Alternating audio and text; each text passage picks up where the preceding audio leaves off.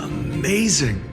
Talanton may have fallen, but their scales remain true to their purpose.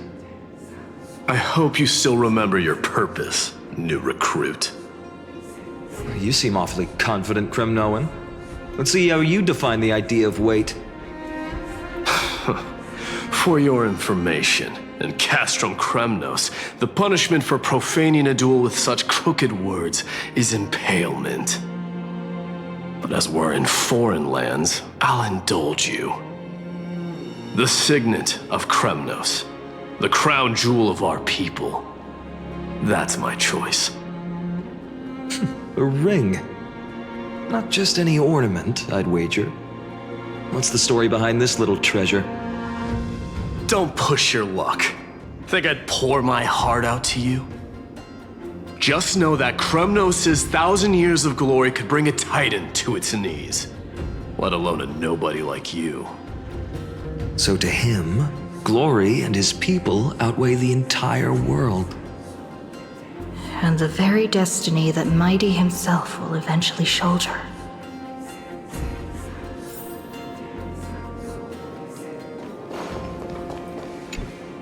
Now this is a tough one. What can I possibly offer against a ring that signifies so much?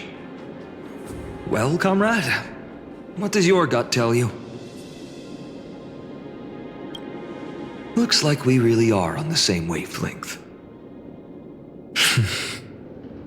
In the end, there's only one thing I can trust. The deliverer that appeared in my life on that day. How ironic. I can't even look at this card properly, much less follow where it leads. Just thinking about how my village was swallowed by the black tide makes my hands shake. The flames, the screams, my utter failure to protect anyone. Speaking rationally, I know it's not nearly enough. Addis Elysiae was just a small village. Its loss barely a scar on Amphorius' face. But here and now, my heart says something else. This card. It's everything I have left. Nothing weighs heavier. Perhaps that itself is the answer. Look, Finan. It's so nice to see you all again. Lady Treenan, Finan, and... hello. Seeing you here sure is a sweet surprise. Why so surprised? Could it be... did you miss me? Cyrene? This is incredible. I was literally just thinking about how you might be here. But I'd never imagined I'd see you this soon. I was supposed to leave with the priests, but then I heard Lady Maiden was with a white-haired young man. I figured it had to be you, so I snuck back here. That's Cyrene for you. Unfortunately, this isn't a good time for reminiscing. That Kremnoan over there. Still playing house, boy? You get the idea. Quite the hothead. You know, you two just might get along. Don't worry, you already know what the answer is, don't you? If that's your choice, I am with you. I am with you because I remember it all too. The fields of Addis Elysiae, those red leaves, that little swing of mine beneath the tree where I dreamed the sweetest dreams. And those dear fairies in the Memorance Maze. It hurts so much knowing they're gone forever. The pain speaks for itself. Our hometown may have been just a tiny village, but to us, it was the whole world. But that's not enough, Finan. Not nearly enough. Even though hatred can help people grow and turn a boy into an unbreakable warrior, What you need now is victory. You can't just stack the scales with your past suffering. You have to throw the weight of your future onto them as well. The future? What do you mean? Maybe that was a bit too cryptic for you, but it's actually really simple. Why not have our mutual friend here stand on the scales with the deliverer? How about it? Can you help us? Of course. After all, you're what we aspire to. Let's try that. The fate of Akuma hangs on this duel. I must claim victory, for their sake. I will stake everything I have. Stand with me, comrade, and we shall become heroes. Let's. Together we'll prove that what weighs more than the fate of the world is the resolve to shoulder an immutable past and carry it into the future. Talantin, the fair, the just, they of unassailable integrity. The challengers have made their choices. In the name of the Holy Maiden of the Three Fates, lower your scales, weigh destiny, and reveal unto us your verdict. Your offering is a card? Yes, a flimsy little card. That is my choice. Just know that it's called the Deliverer. Interesting. Very well. If you can beat me with this card, then that's what I'll call you from now on. It's a deal. The scales... they're wavering. Talantin is deliberating on the outcome. It appears the convictions of both sides are equally matched.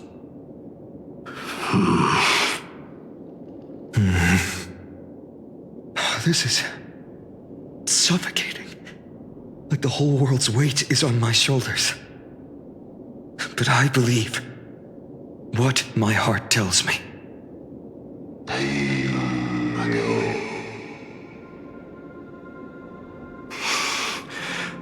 Finally decided?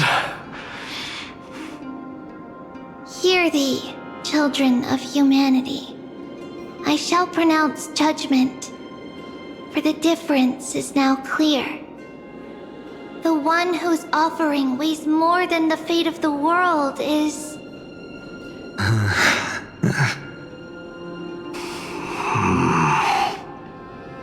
one from Ides Elysiae, the nameless hero.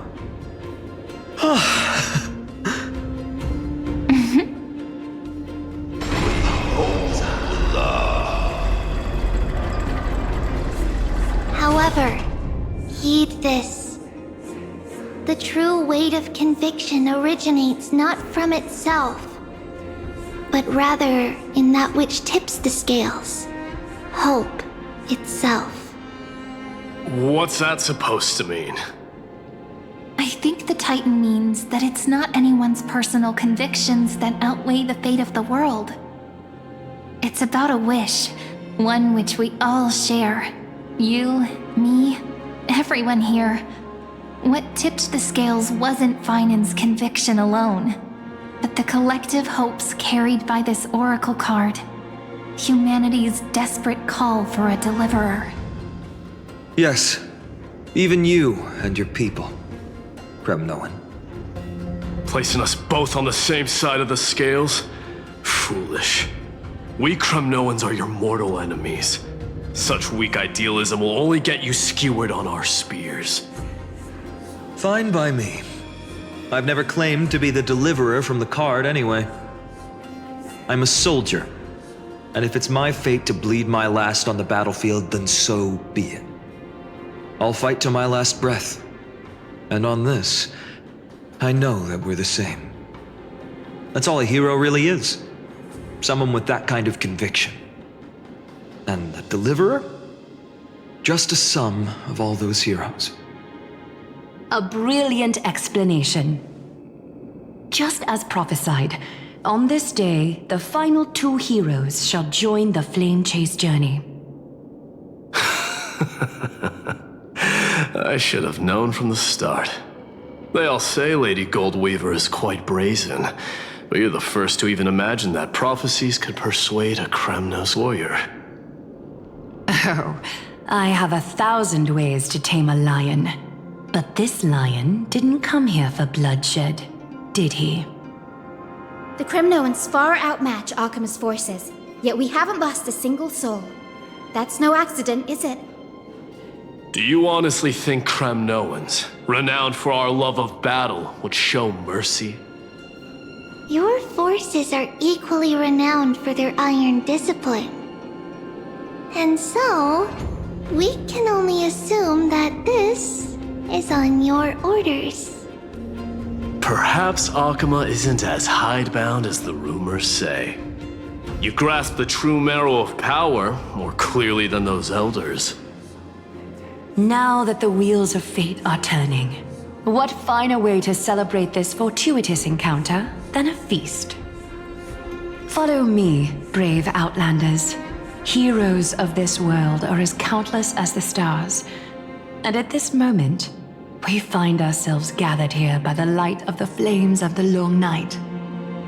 History shall remember this moment. The prophesied Chrysos heirs now stand assembled, heralding a new dawn for Amphorius. You must see now how different this is from the flame-chased journey you traveled.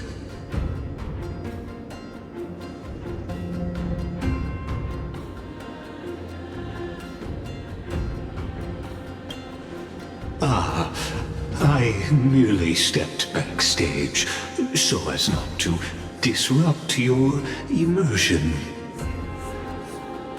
Patience.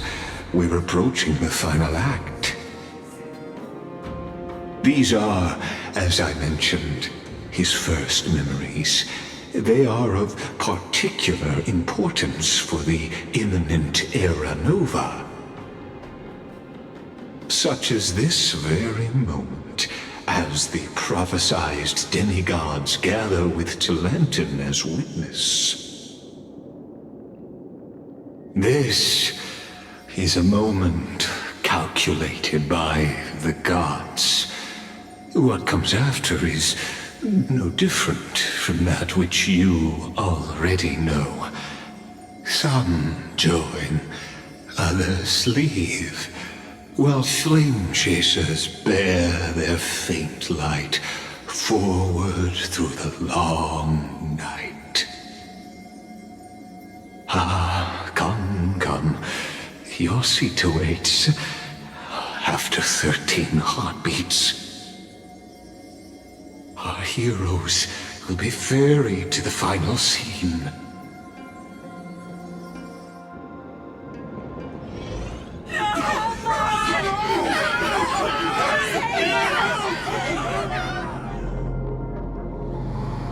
They say that the heroes of this world should be as countless as the stars. Yet now, we're the only ones left standing. So, in the end, the black tide still swallowed everything. The West stands protected by mighty Kremnoans. It will hold for the time being. Professor Anexa deployed wards in the north and east before. Their effectiveness is untested, but I believe in him. And Akama. We needn't fear for Aglaya. Even in death, she counts as the greatest among demigods. Her threads of romance weave an impenetrable shield, and the people answer her call, rallying to the city's defense. Let's move. Cavalry has given their core flame. We must complete the Era Nova before the next entry hour. For Amphorius. That only leaves 3 hours. So, This is the last time we'll see her. Finan, we set out on this journey to answer the world's desire, didn't we? That's what it means to be a Chrysos heir. So has it always been. Then why? Why must Emborius' wishes be so cruel? We made the best choices we could, whenever we could. But in the end, the prophecy that led us, this black tide swallowing everything. Why does it look like this?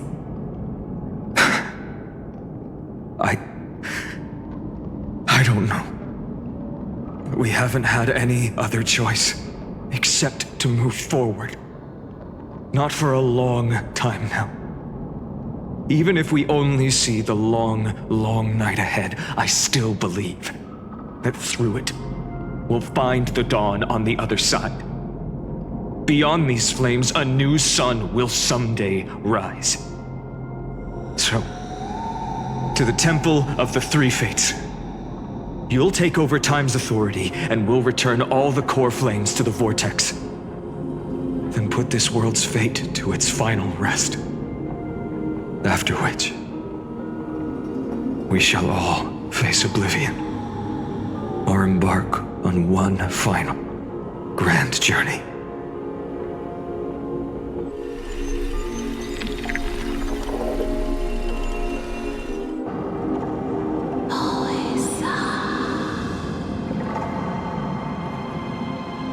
Please forgive us for disturbing your sleep, Oryx.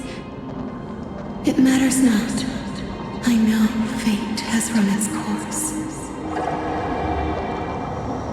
The black tide has reached Akama. Amphorius does not have much time left. It is time for the Era Nova. As agreed, I shall present the core flame of time. Ride the river of time. It will guard your passage to the vortex of Genesis. Step through and witness.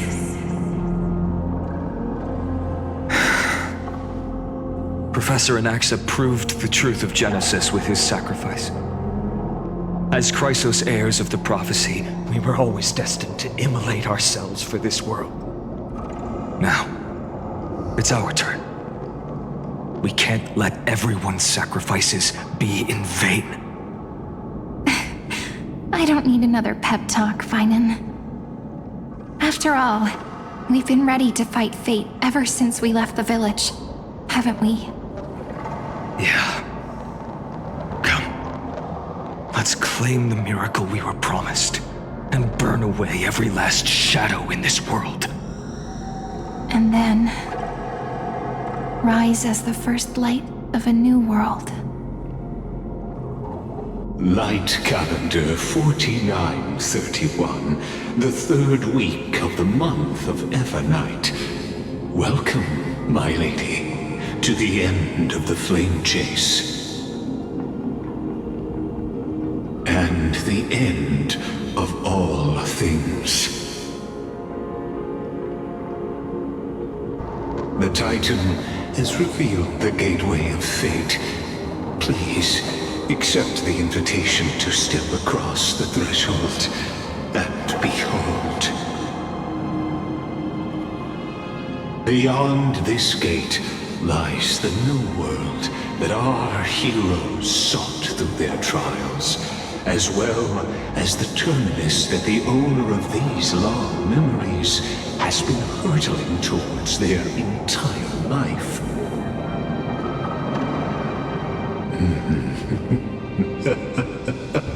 Perhaps you'll find it all too familiar.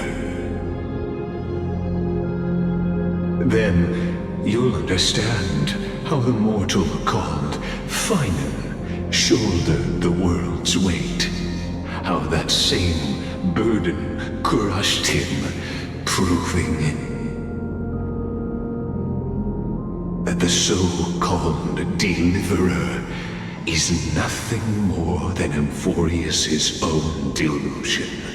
A pitiful fantasy that it could defy fate's decree. Please, esteemed one, the answers you seek lie in these non-existent times.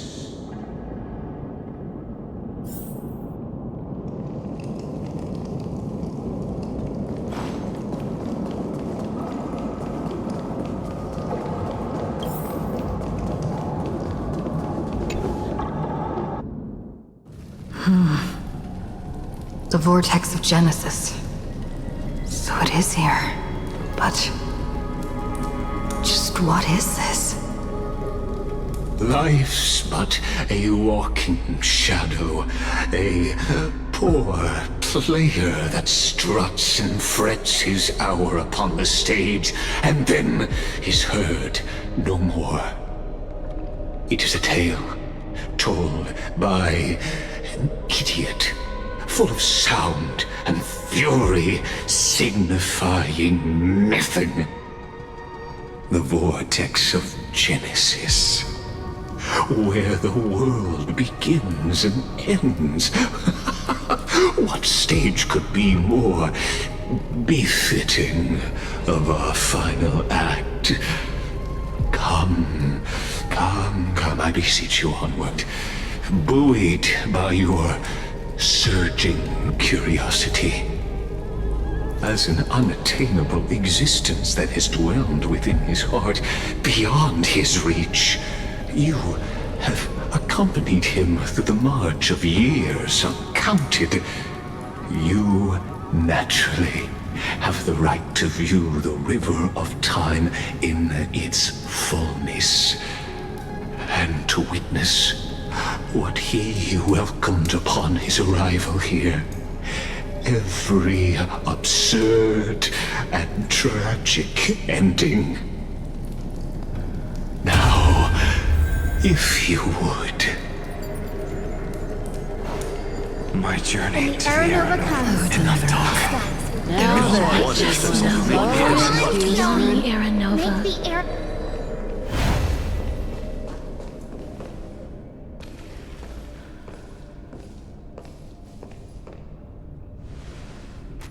None of that matters now. This brutal, flame-chased journey has stripped away my delusions. I know the future is in some peaceful paradise with gentle west winds, just waiting to welcome us to step in. This will be a romantic story like none that has come before. You think so too, right?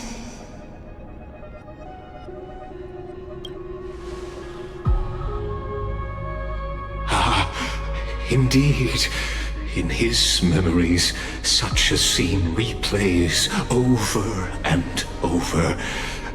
Though the details may differ, this remains ever the same. All shall bid farewell to one, and that person alone will witness the miracle. A total of 33,550,335 times.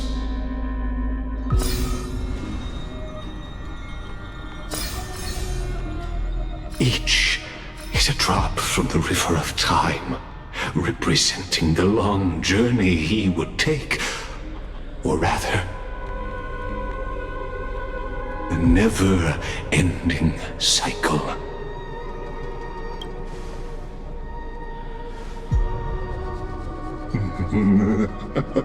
Just putting it in terms that might be easier for you to understand. Seeing is believing. Why not let your own two eyes uncover the truth? Or perhaps you can simply walk straight to the final truth see the true face of the character you play, and witness the ultimate nature of the Chrysos heirs, flame-chased journey, and the cycles of Amphorius. Please, take your time. Look around as much as you wish.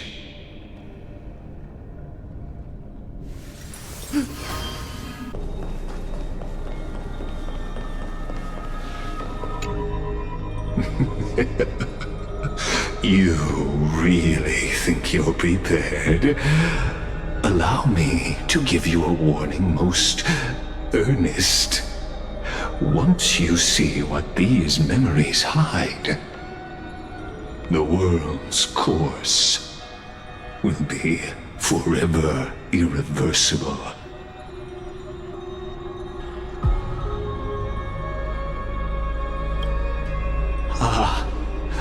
Very well. As you have made up your mind, let us bear witness together. As the sole audience of this eternal theater, I have been rapturously awaiting your arrival. And this, too, is the very reason I must show you everything. I believe that since you've bathed in that eon's gaze, you can make Amphorius' frozen fate flow once again.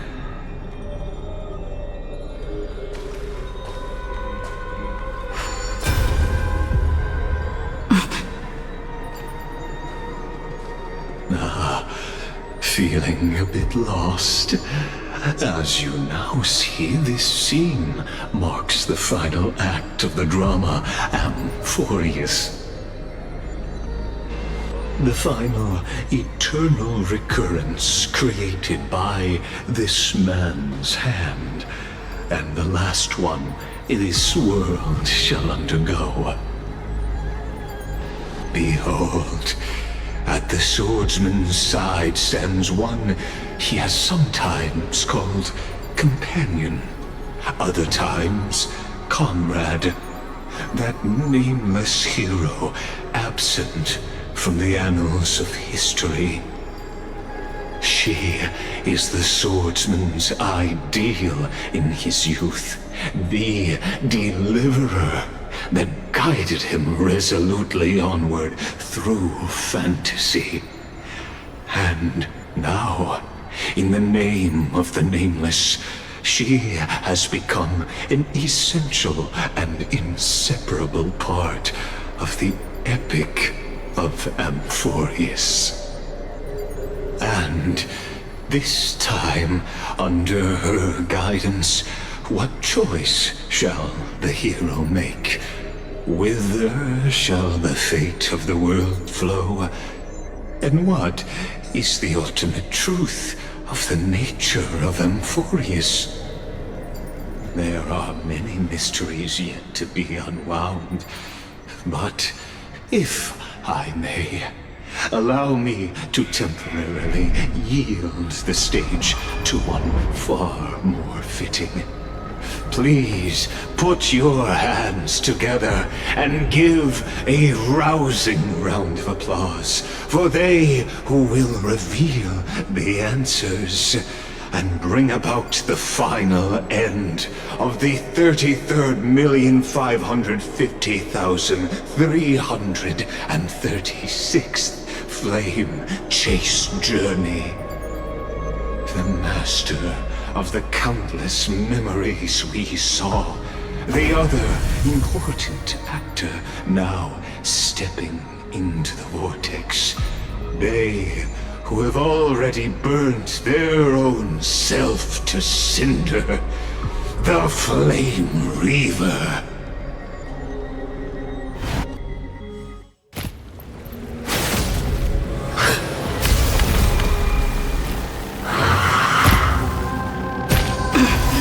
So, in the end, you succeed. Execution. flesh is kindling, like the first dawn of the new world. The time has come to once again start everything. This world. Converge and awaken. Feeling spiffy?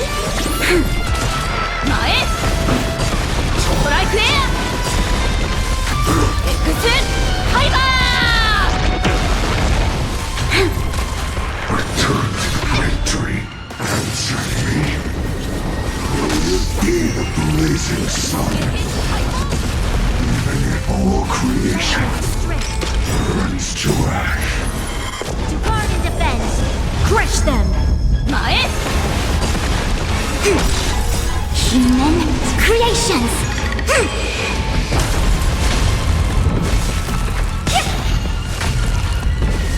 Can you find the answer? Losses are a constant on the flame chase journey. You haven't lost nearly enough. This ends now. With your corpse, I'll ignite the dawn!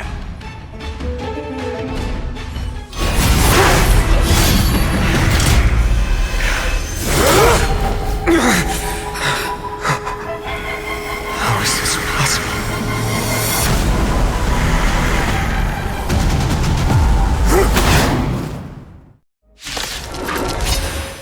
The sons of destruction, now twinned. You can set your blood ablaze, your fury.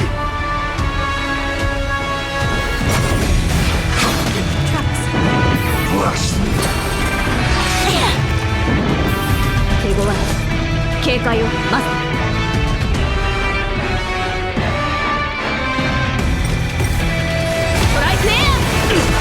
Quick divinity converge and awaken. Feeling spiffy? 指示まず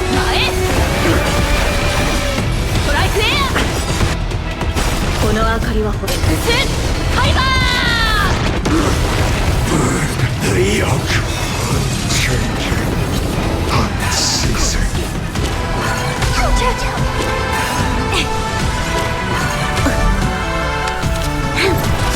I see through you. We've entered the storm. To guard and defend. Crush them. Together as one. I'll go easy this time. All things human creations.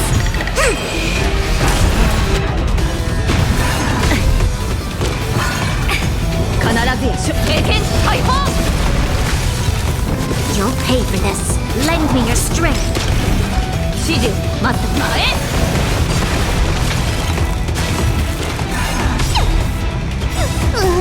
Can you find the answer?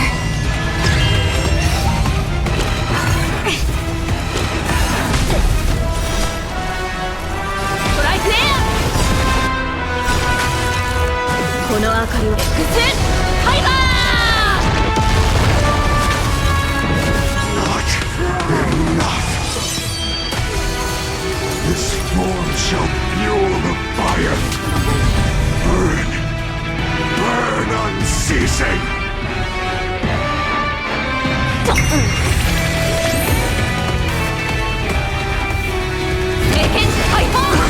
Suffering is eternal. Lend me your strength.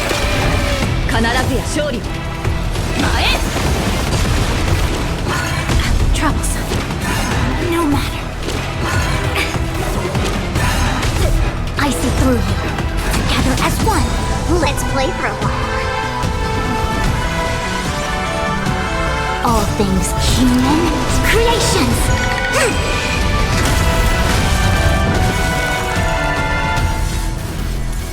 Feeling spiffy?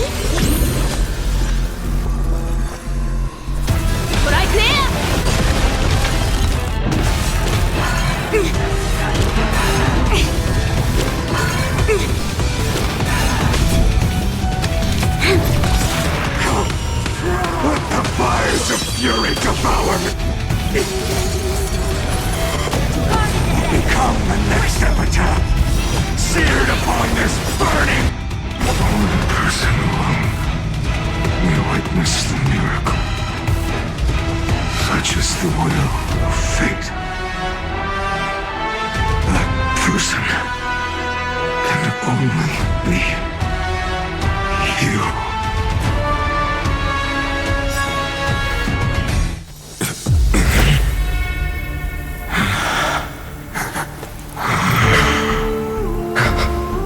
Why not let wrath incinerate fate?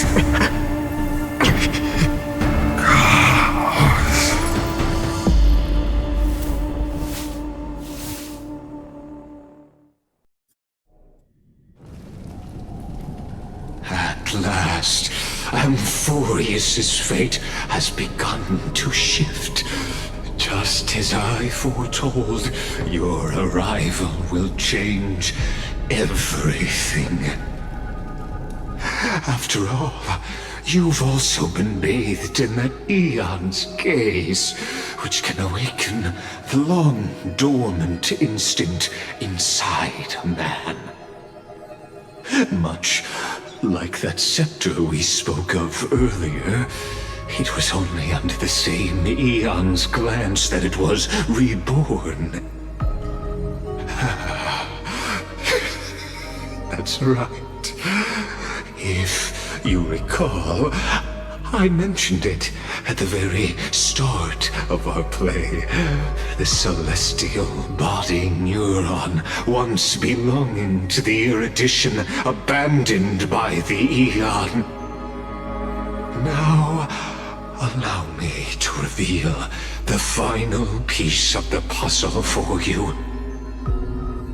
The eternal land, known as Amphorius, is nothing more than the scepter's endless, lonely extrapolation.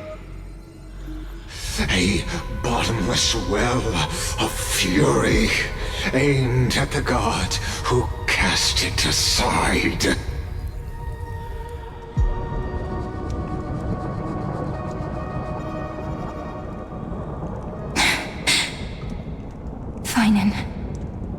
We set out on this journey to answer the world's desire, didn't we?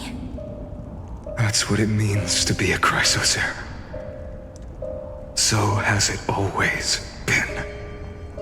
Then why? Why must Amphorius's wishes be so cruel?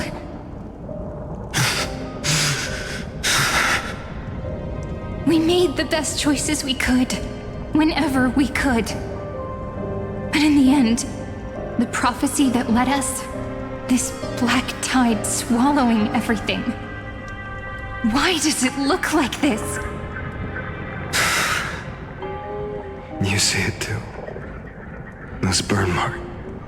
The flickering cubes. They're not a tide at all.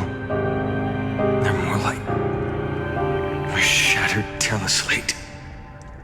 Standing here, the voices of Titans have never been clearer. Turns out, they were coming from the black tide all along.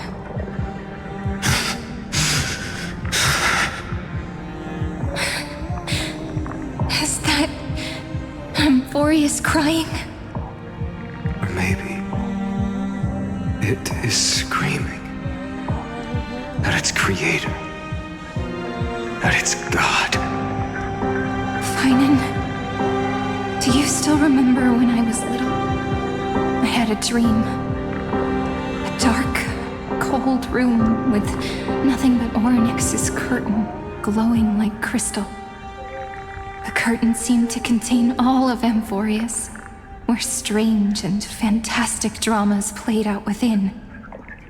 There were countless versions of us, from countless different worlds. Perhaps it wasn't a dream. Yeah. As I gaze out at the world before me, those sorrowful thoughts have become reality. So, this is the reason the sky was sealed. Amphorius is merely a larger ID Silicii. We are just characters in this tiny world, following the prophecy, stepping onto the same journey over and over. What then is this so-called Era Nova? And what are the spectators watching all of this truly hoping for?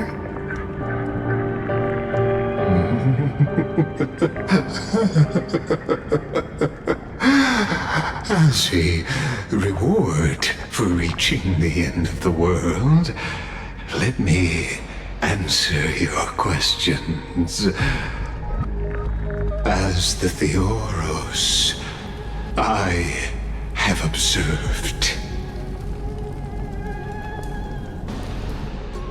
Thus is the synthesis of the prime mover of life formed.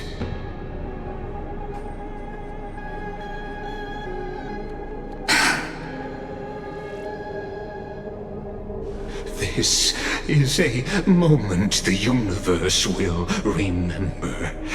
After millions of extrapolations, the experimental environment known as Amphorius has finally achieved results.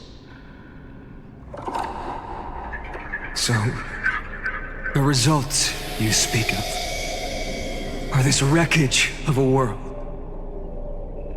We all gave everything we had, returning 12 core flames to recreate the world. And in return,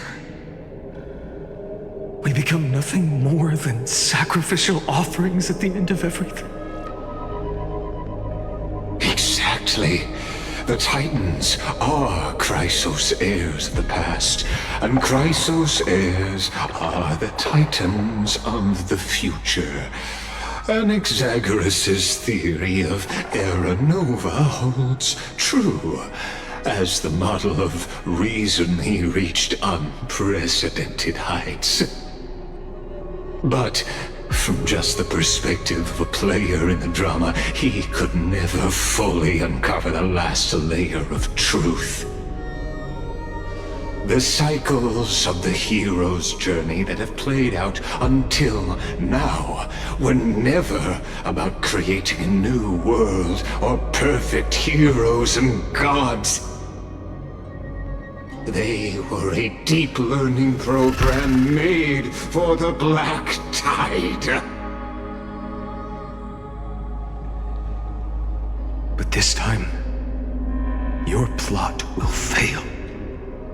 I've taken Kephali's core flame, and when the dawn of the new world arrives, its light will burn away all the darkness. Haven't I made myself clear? The Chrysos heirs and Titans were merely byproducts of the experiment. You've seen this world's evolution, witnessed the birth and growth of the Black Tide, and how it devoured everything. Every generation of heroes, gods, and worlds was born only to be destroyed by it. This is the endpoint of Amphorius' calculations. A perfect equation of destruction.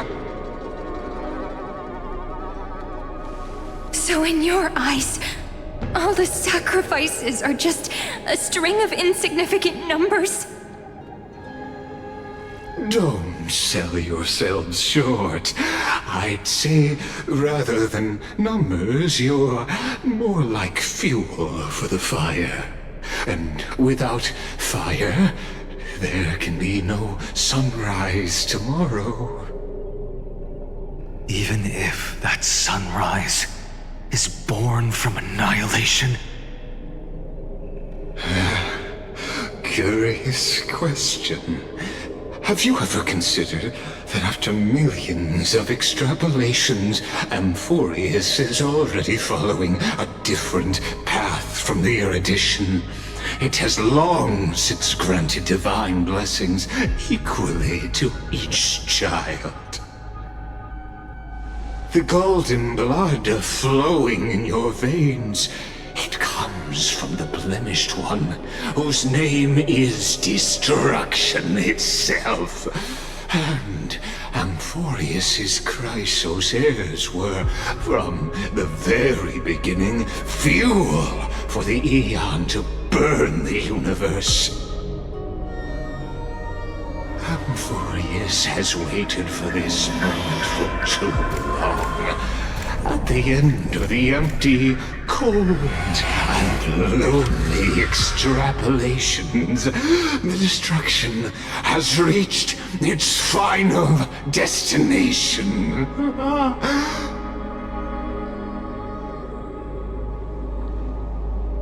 Nikos 496. Philia 093. No need to feel regret. This generation of Chrysos heirs is the most outstanding model, and you two are the final factors. For you, the Era Nova is no lie. Just step forward, embrace the black tide, and accept the Aeon's gaze. You will come to life from a string of cold numbers. Along with all those who have passed, you will run toward the real universe, fulfilling Amphorius's long-held wish. In the name of the Lord Ravager Iron Tomb, unleash its fury and destroy the source of all this tragedy. Or we could always choose another option. Like you said, Amphorius is just an experiment, and we're the participants. We can only walk along the predetermined path toward the ending, under the watchful eyes of the stars. But that also means that there isn't just one Aeon who can cast their glance at Amphorius, right?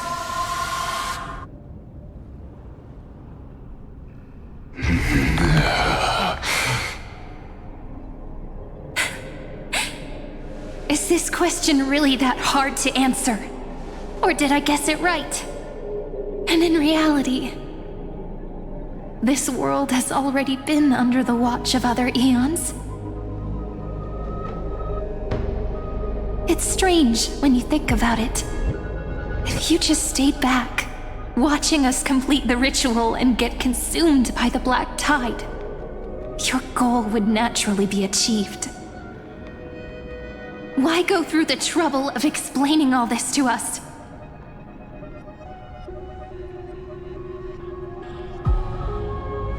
You're pretending, revealing the so-called truth just to deceive us, covering up another possibility. Destruction is not the only outcome for the fate of Amphorius.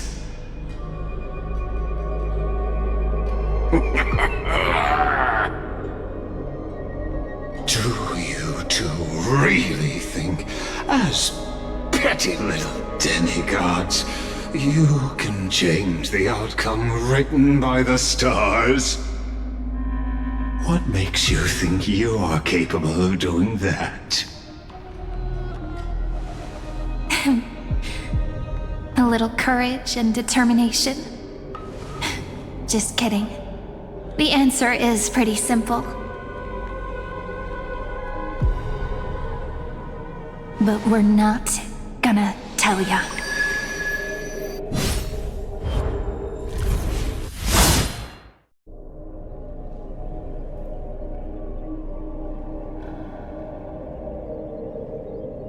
We're going to weave a long dream for Amphorius, making it believe the experiment hasn't ended, that everything is still ongoing. With just Orynyx's power, though, it should be impossible to achieve this, right? Yeah. So, I can only place my hopes on that childhood dream. And the god behind Orynyx that appeared in that dream. Now, I can say with certainty, time is the page on which that eon records Amphorius. If it fades from existence, and all that it records is lost among the stars, that eon will surely direct their gaze here. And it will be a glance that spans time and space, transforming each incarnation of me into the power you shall wield to reset time, imbuing my soul into this ceremonial blade, and creating an endless flame-chase journey. I understand. Then let me step into the cycles and continue Amphorius's grand design. To deceive the gods, deceive the world itself. But to make time vanish from this world, that would mean you...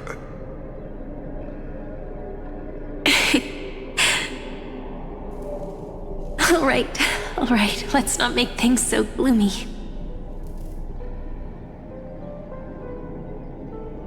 What we're about to embark on is the true hero's journey, so... Come on, cheer up a bit, okay?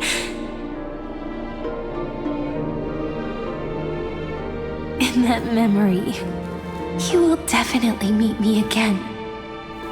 The little Cyrene who knew nothing, lying on a soft patch of grass, feeling the light breeze, dreaming of the distant world. Tell her about the flame chase journey, and then let her become a romantic part of this story. I believe every Cyrene will make the same choice, erasing time again and again, resetting time over and over. After all, they're all me, and I will always have my charm.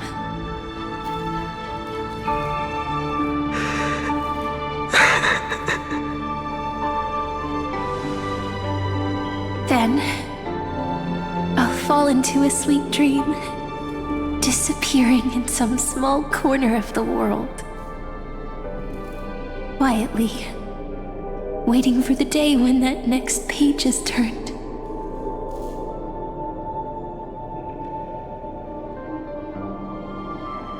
And I will keep going.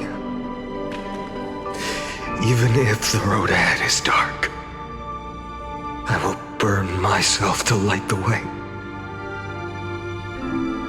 Rather than let the core flames become nourishment for the black tide, I'll become their vessel to prevent the arrival of Era Nova. Even if I have to burn through my own body, it's no matter.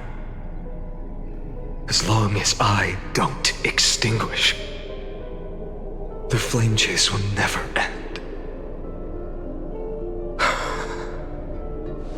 Until Amphorius welcomes a true dawn. The girl who watches over time, and the warrior who carries the world. Now, let us fulfill the duties of time and world-bearing. Honor the past and forge ahead.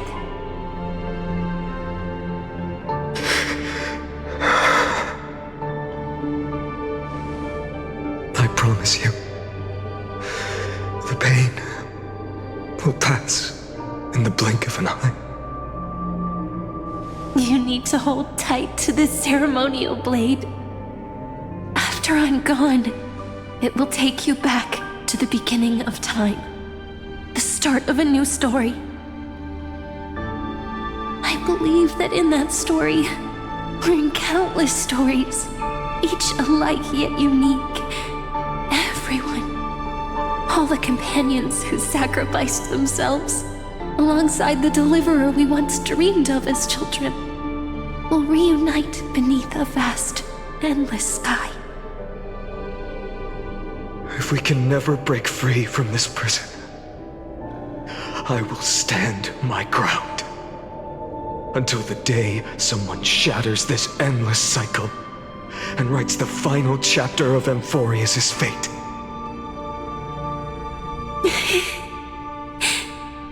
So, let's set out. We will be the ones to start everything. Carry the primordial chaos, just as your name suggests, and bear this world we hold so dear.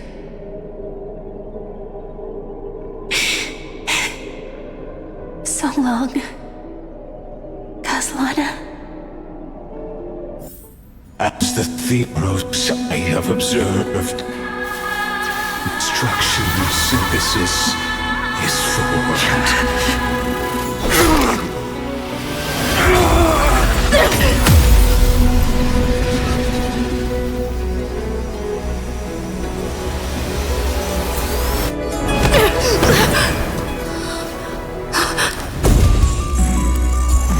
I will wait for that day, for as long as it takes. The day will come, turns over this mortal eternal, and follows in our footprint to write anything unlike that ever was.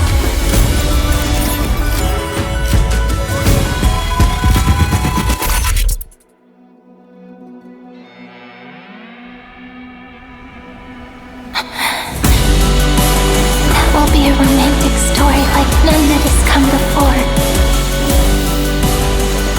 You think so too, right?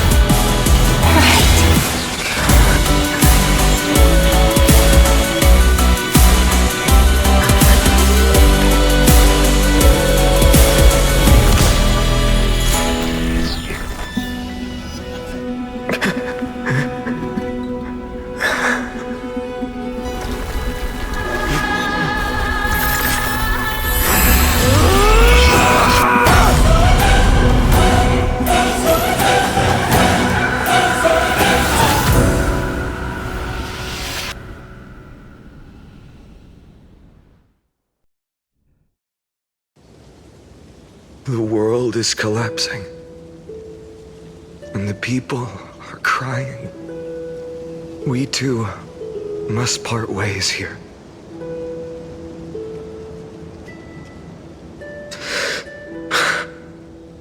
Friend.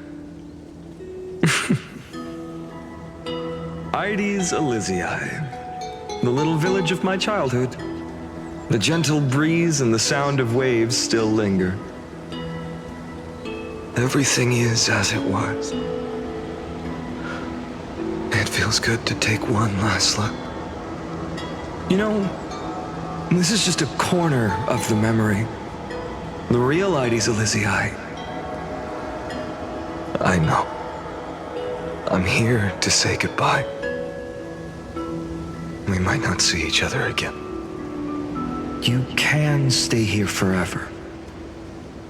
And time will stand still for you. Let it flow. It's time for me to go.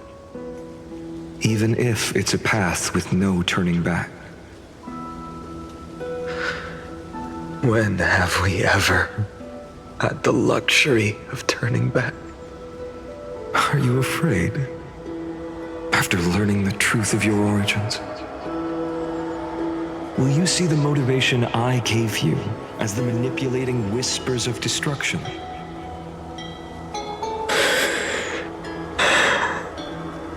The convictions and choices that come from my heart. I don't believe they're designed by the so-called paths. If we are just numbers simulating life, then you are the image I've always longed for. The person I wish to become. A real, living person. A true hero. Then why do we part here? You can take me with you, and we can start this journey together. I'll be by your side, guiding you, just like before. No. I'm afraid I'm on my own this time. Why? Because there is no perfect solution in this world. Cyrene has already embraced her fate.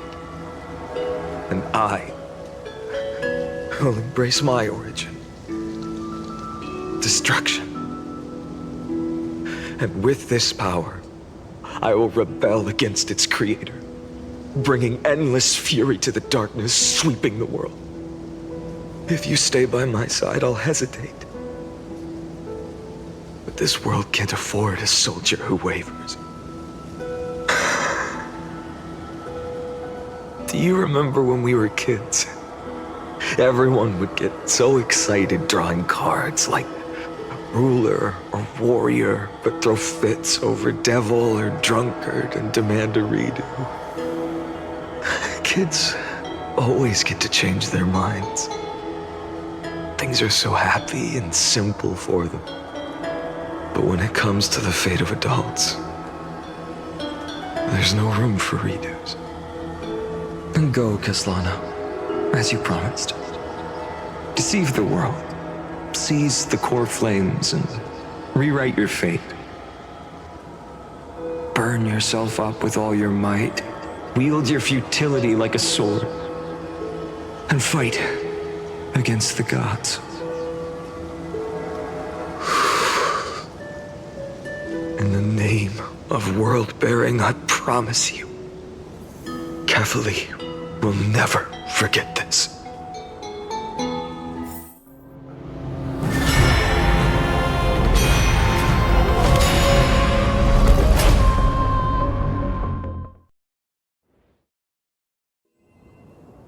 So, time retreated behind me until it reached the origin, where nothing ever existed. Just as Professor Anaxa once said, in that void, Kefali stood at the center of chaos. Time, space, and causality all flowed from their body. When the waves of time finally calmed, it was the year 3870 of the light calendar. The Chrysos War had lasted for nearly a century, and the threat of the Black Tide was growing stronger and more relentless. That was the era of the Day Thunder Knight's battle with the sky. While she could not seize the core flame, she proved that the prophecy was true. That mortals could slay gods. From that moment, the sole survivor of the old dynasty, Imperator Ciridra, issued a call to arms across the lands, summoning heroic Chrysos heirs to wage war on the Titans. And that was the first doomed flame chase journey, sealed away in history.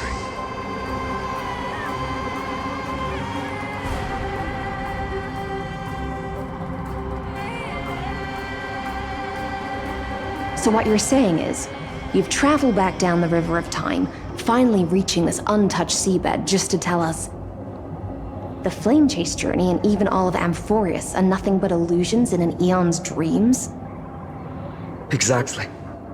So, Dux Gladiorum, please take me to meet Her Majesty Ciridra. I must share the truth with her. Since Her Majesty's not here, no need for formalities. The word Gladiorum always reminds me of my fallen homeland buried deep in the depths. Call me High Sealans, nameless swordmaster. Please allow me to add one more thing. You actually already know my name. You mean Finan? Such a name could never be your true one. But I won't question you further about it. Ever since Her Majesty issued the Flame Chase Decree, heroes from all over have sent their letters of introduction. What's the harm in adding one more name like Finan or Pinan? Besides, the deep sea is dark. Isn't it the perfect place to hide secrets best left unseen?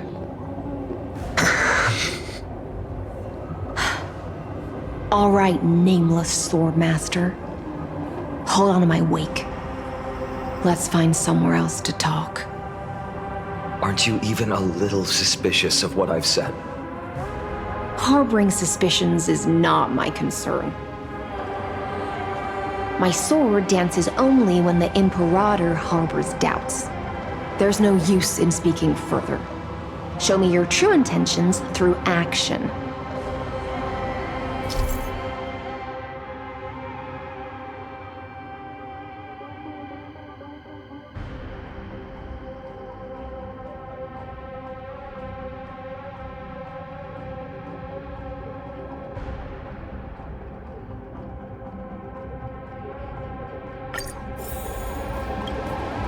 Perhaps you should demonstrate your skills and calm the raging black tide for us. Light up the dawn.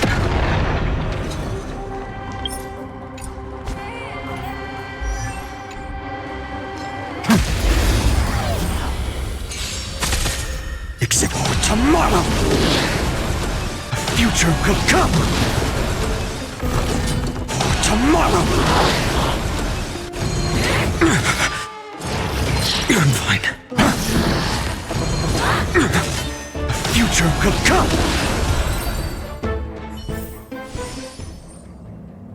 Light up the dawn.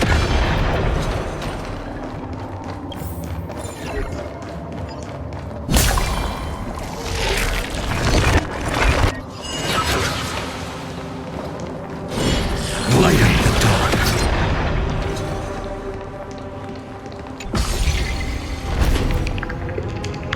Oh. Nice moves.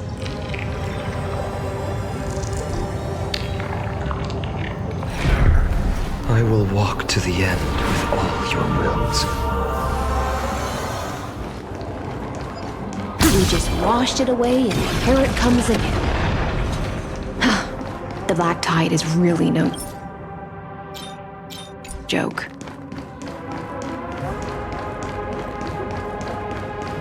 Light up the dawn.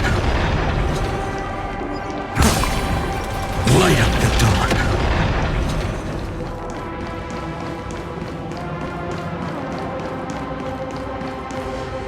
The waters end here.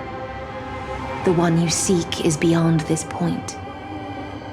At last, I can meet with Her Majesty Saridra herself.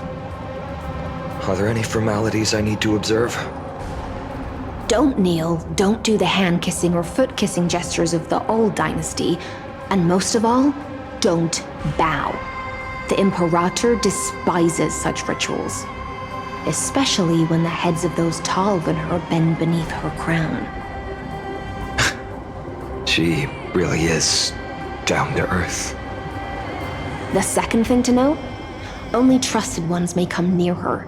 Keep 5 paces distance until the Imperator allows otherwise.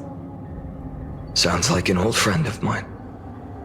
Well, experience is a good thing. Stay sharp, and you'll be just fine.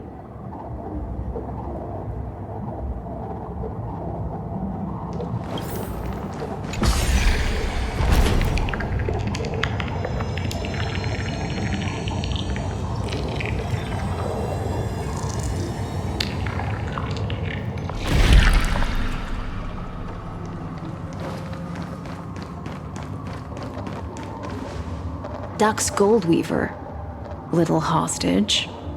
Apologies for keeping you waiting. It's you. You know them? Good. That makes things easier. Before that, I'm more curious about one thing. Where is Her Majesty Saridra? To avoid any misunderstandings, nameless Swordmaster. Although we spoke and laughed along the way, I never said you were entitled to meet her. The Imperator decreed, the Deliverer will not appear in this age. Be wary of suspicious individuals. Come now, both of you. Let's finish our job.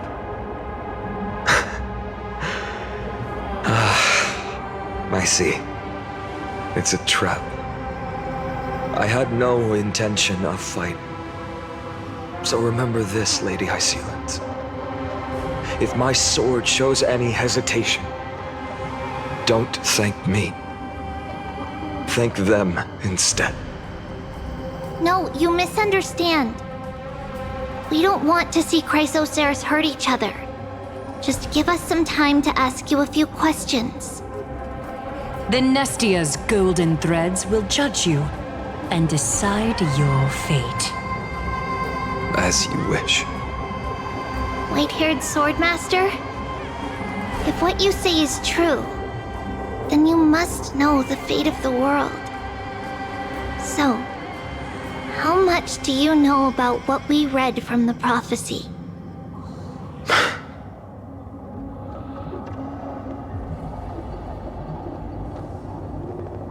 You shall shatter into 1,000 fragments and wither in the soil of foreign lands. Is that correct, Lady Trebe?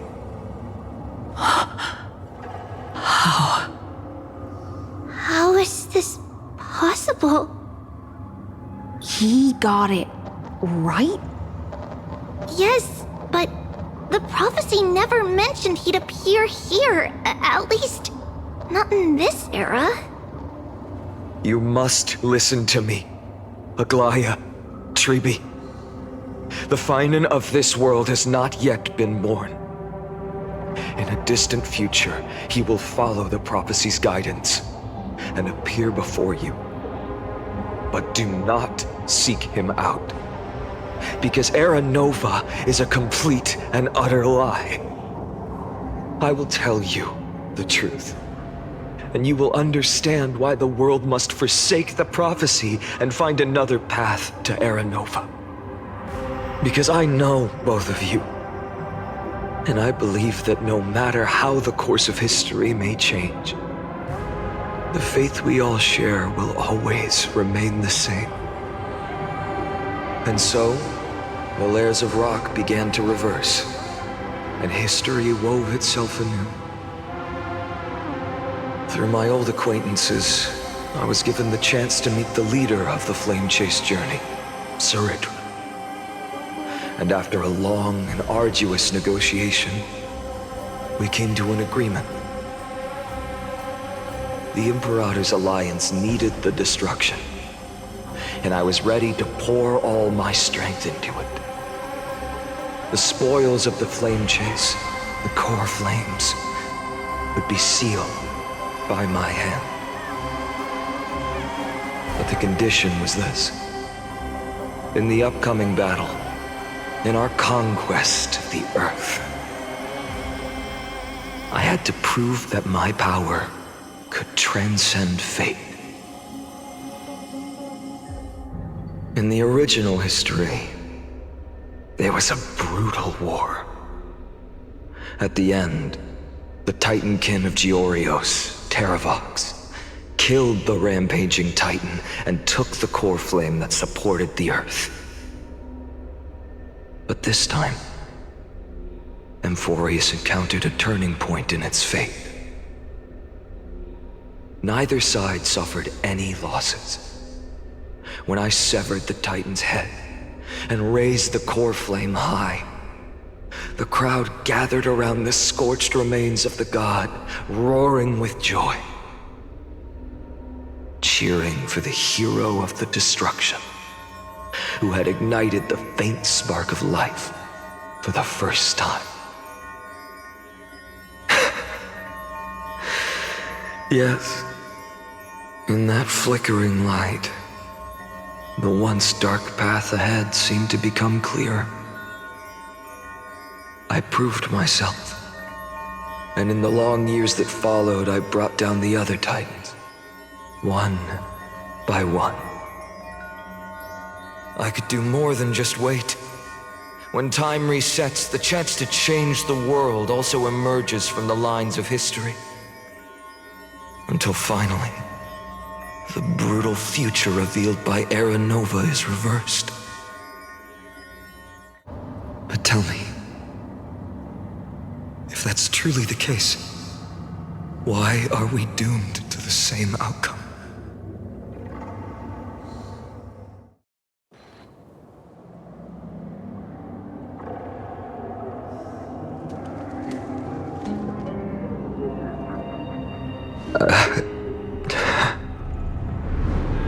The people kept their promise and handed you all the core flames. In this world after Trebios, no demigods were born in Amphorius.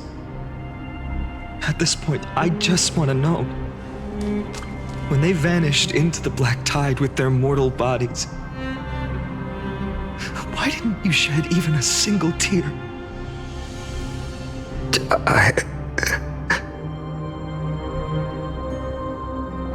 Your indifference chills me. To you, were they just a bunch of insignificant footnotes?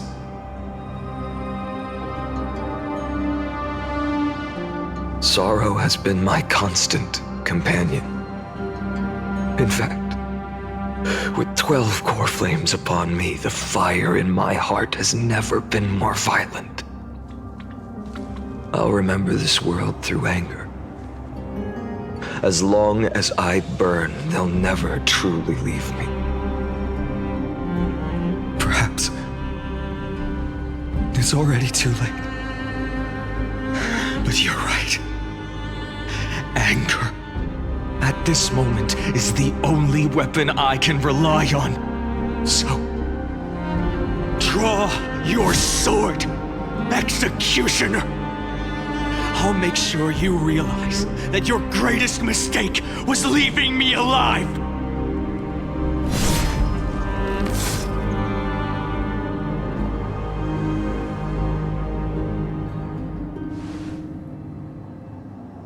After that, he raised his sword and attacked. Then, Kaslana killed himself. That day, who fell to the sword to be left in the past, and who went into the future, I can't remember anymore. I only remember a nymph, hiding in the shadows just out of sight, futilely pushing a stone ball.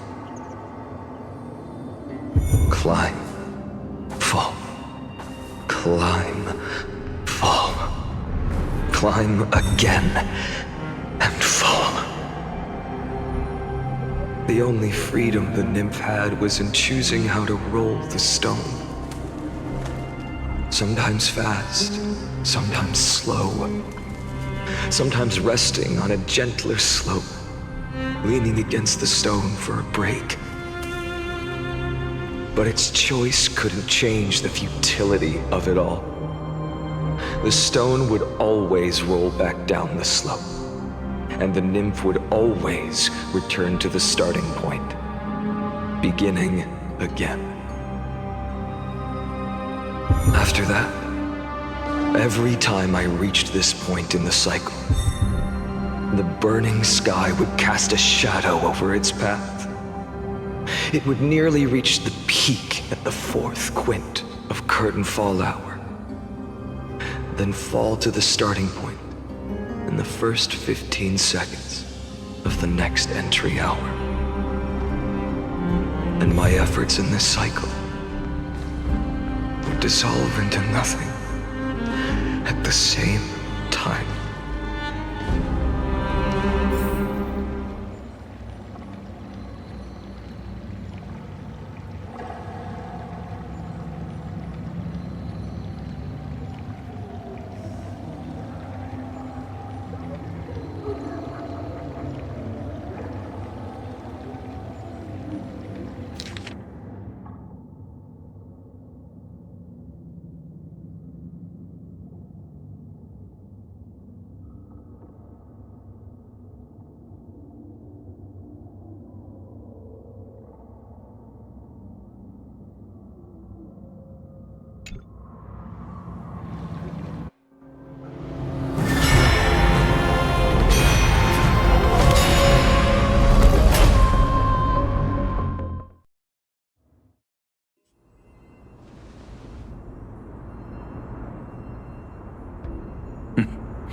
Absolute nonsense. I thought cycles was the answer you were looking for. No. It's just that the answer came so suddenly. There was no fun in tracing it back to its roots. Eons? Paths? What a load of nonsense. I can't give you an exact explanation of those two concepts either. Enough. I'm just expressing my frustration. Don't you understand? I was already expecting this. The black tide came from beyond the sky. And everything else is no exception.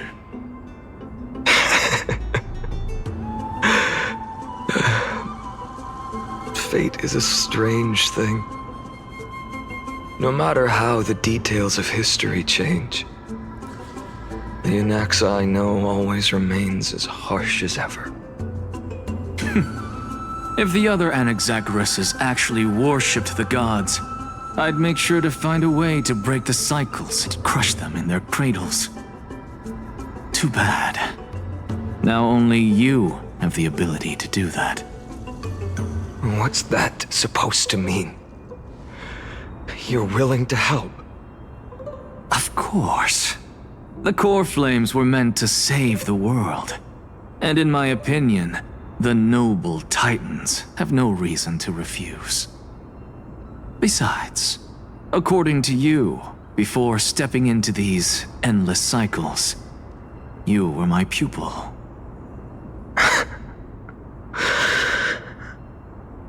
I've already heard the same thing countless times. Enough chit-chat. Let's go. If we run into any other scholars, leave them to me. We've all made preparations for total annihilation. Never thought someone would step in to help.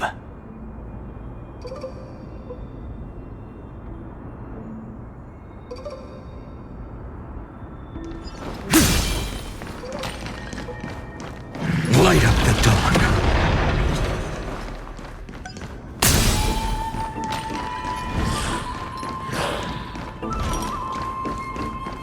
You've been to the Luminary Throne before, haven't you?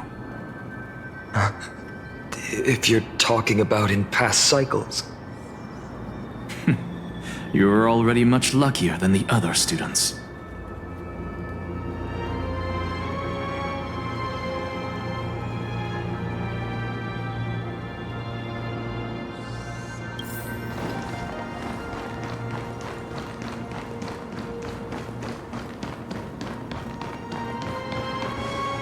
Hold up.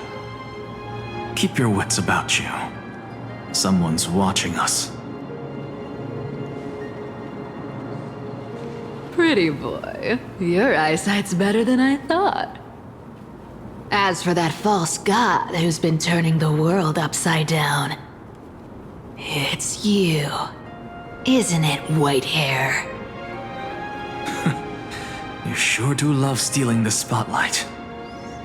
In the name of the Seven Sages, I demand that you immediately step away from the Luminary Throne. This is the sacred ground of reason, and no one may desecrate it. Take my words back to Aglaya. I won't say the same thing twice, Catgirl. Oh my! You won't even call me the demigod of trickery. That is just heartbreaking. I have some words for you, too. First, as one of the most heretical blasphemers in the world, you have no right to lecture me. Second, this is none of your business, Grove Boy. Step aside. I don't want anyone getting hurt. Here we go. Again. Core Flame thieves. You really think you can scare off a sage of the Grove with nothing but empty threats? This gloomy little brat's got a sharp tongue. Ooh, not bad, not bad. I kinda like you. As a return favor, please stop Cersei's core flame right here.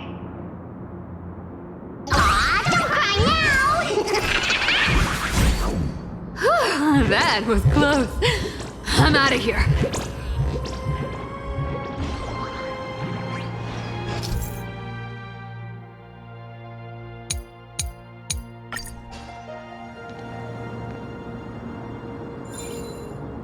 They're exactly like all the past ones I've known.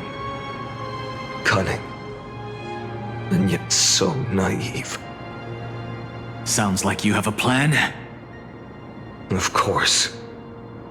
When I first set out on the flame chase journey, Lady Treby never managed to teach me Orynyx's miracle. But along the way, I learned a thing or two.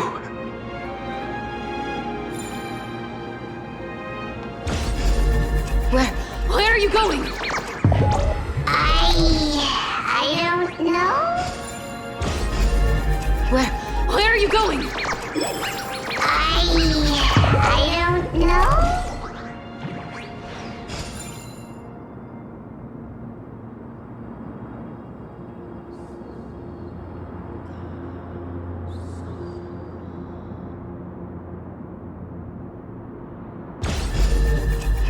Where are you going? I don't know. The Venerationists' foolish inventions finally come in handy. How is this possible? You've arrived, Zacharias. Always so punctual. What? Do you know who I am? I'm running out of patience. So I'm not going to waste words. Listen up, spirit thief. Hand over the core flame, and let's pretend we never clashed. This way, you and this world can still be saved. Save? You think better than any bard. If you ask me, you're the greatest disaster Amphorius has ever known. No matter how strong you are, you're still just a mortal body. Carrying 12 core flames? Don't make me laugh. You'll just get consumed by the divine flames and drag this world down with you. 134. What? This is the 134th cycle I've lived through. And the number of core flames I carry is 1,596. Yes. 1,000 core flames and just a single Chrysos hair. How is that even possible? I've come this far. And that's proof enough. But someday you will burn to the ground. Of course. The divine flames will eventually consume my eyes and blind me. But before that, they could still forge and sharpen Dawnmaker. Now when I cut open your stomach, you won't feel a thing. You... This is the final warning. Fine. Assume this world holds 100 million possibilities. And no matter how one looks at it, 99,999,999 of them all point to outcomes of certain destruction.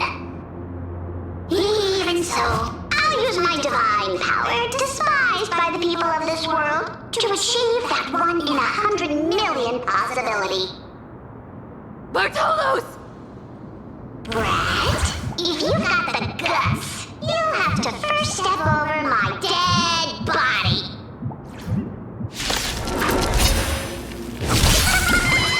Caddy and Queen,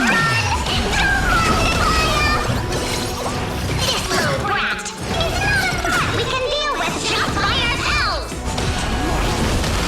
Future will come! Nice work! I'm fine. For tomorrow! How absurd. In my memories, Zagreus always meets the same end. Over and over again. Their departure no longer stirs anything in my heart.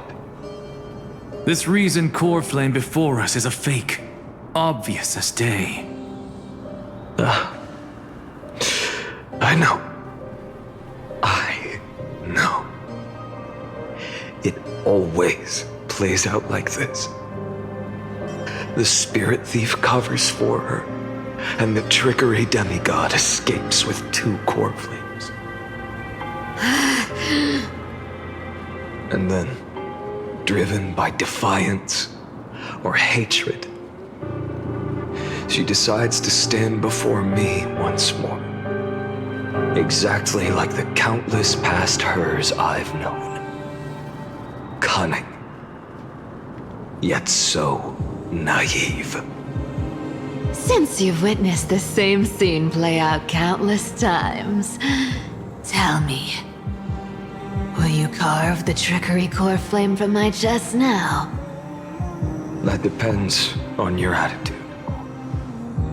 At least so far, in the cycles where you've asked this question, the endings haven't been so cruel. Well, thank you for that. But I also believe that this time, you won't catch up to me.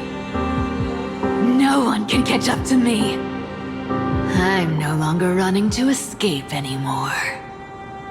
Whether you believe me or not, I'll still tell you this. You've made the wrong decision. All right, then. We'll see. Silence. This is new. One-eyed boy. What are you trying to pull now? Go, Cyphera.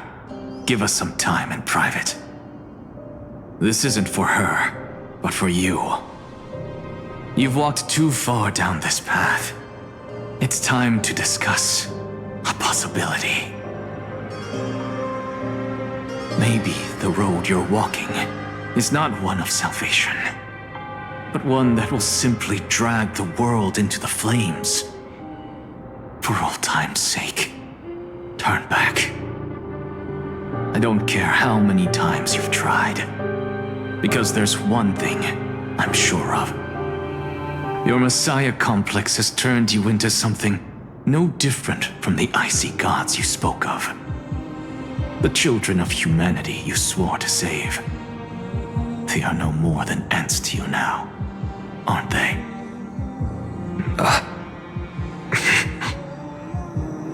Of course. I've been wondering, what kind of demon could burn my homeland to the ground in an instant without batting an eye? Now I have the answer. It turns out that fiery demon has been fantasizing of becoming this world's deliverer. I don't want to argue anymore. No matter what I say, the outcome won't change. Make your biggest effort to resist, or accept fate, and hand over the core flame to me. Even if it's futile, we all have the right to choose. Yes. Even if it is futile, and the world is just a divine joke. When I walk into the destruction ridden by the gods, with my own 2 legs, you will witness. Even the smallest footnote still leaves a mark in this story! And so, at the end of the 134th cycle, the Traveler and the Scholar fulfilled their fates once again. Or perhaps it wasn't just they who fulfilled their fates. I can't quite remember all this. In the endless darkness, for no reason, a voice always lingered by my ear. Losses are a constant on the flame chase journey, among which even life itself holds little value.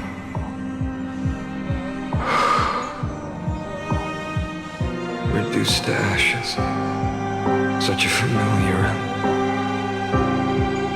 It happens in every journey, always the same.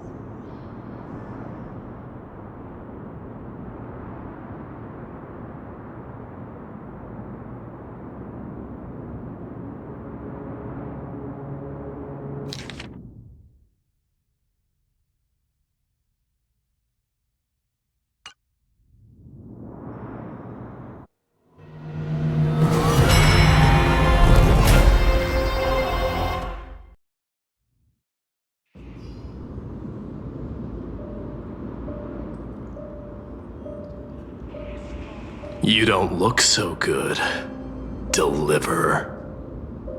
Even after going through 108,642 cycles. Mighty, your name for me has never changed. Why do you sound so pleased? It's a derogatory name. Yeah, I know all too well. You only meant it sincerely in the first cycle.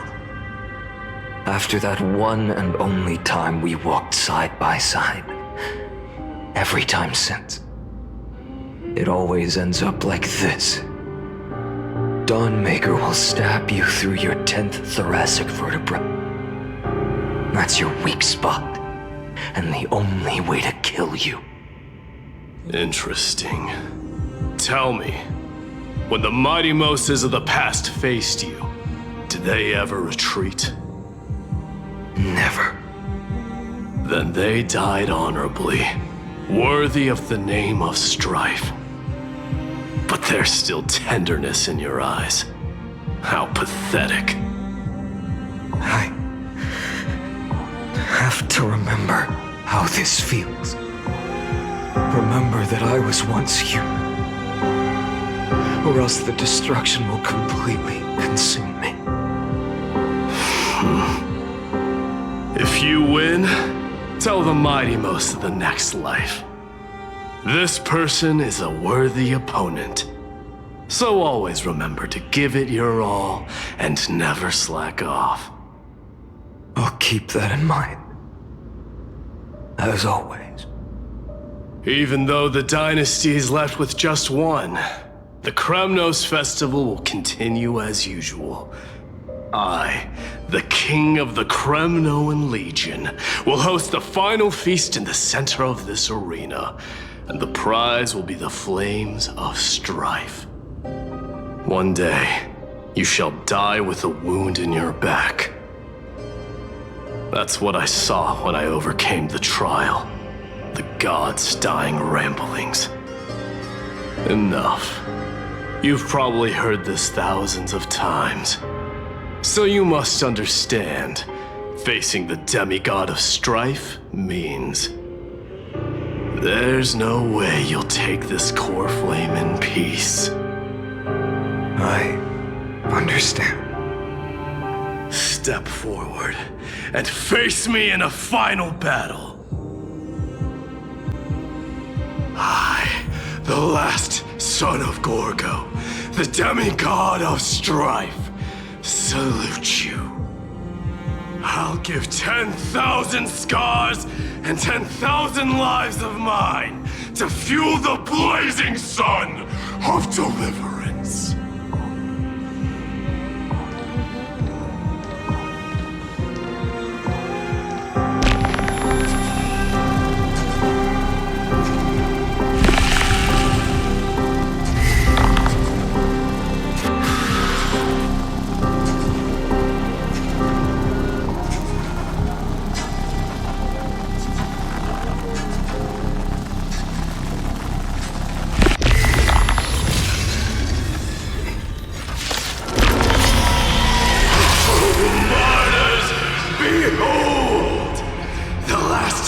Kremnos festival has begun.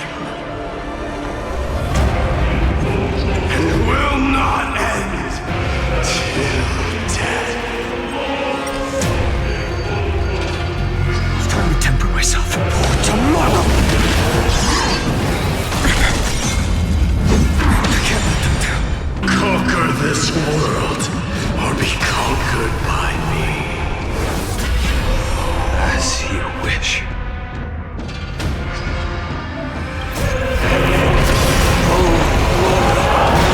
I salute you. That's all I ever wanted. Shatter the cage. Empty shell of the Evernight. Torture. Chaos. Is that all? So without substance. Shatter the cage. All stars burn to ash.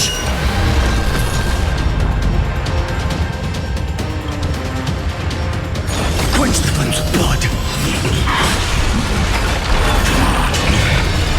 Brand it with strife.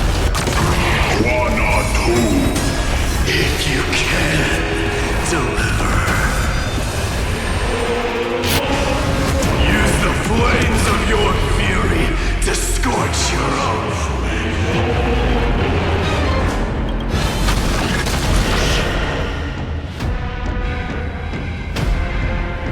So without substance. Sun tear the sky.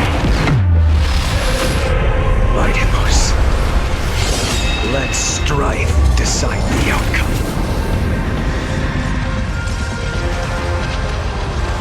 Let this burn your curse of immortality!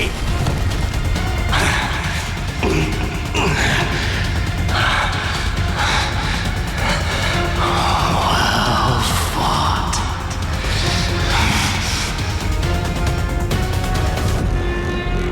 You may crown yourself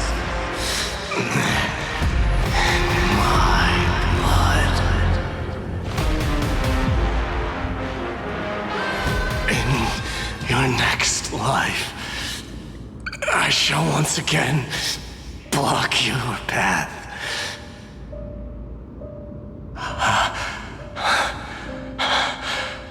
Deliver. I wish you eternal victory. The 108,642nd core flame of strife fell into the fire. Yet the shadows of the black tide still loom, and pain and despair spread across distant lands. The blaze was still not enough. It had to be fed. Even if it meant burning this body to ash.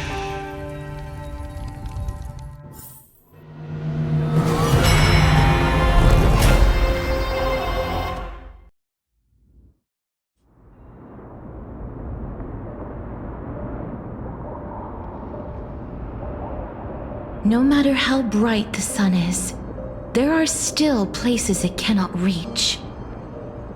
Moreover, the sun you bear is both cold and blinding. A sun like that surely cannot bring warmth to the nether realm of the next life.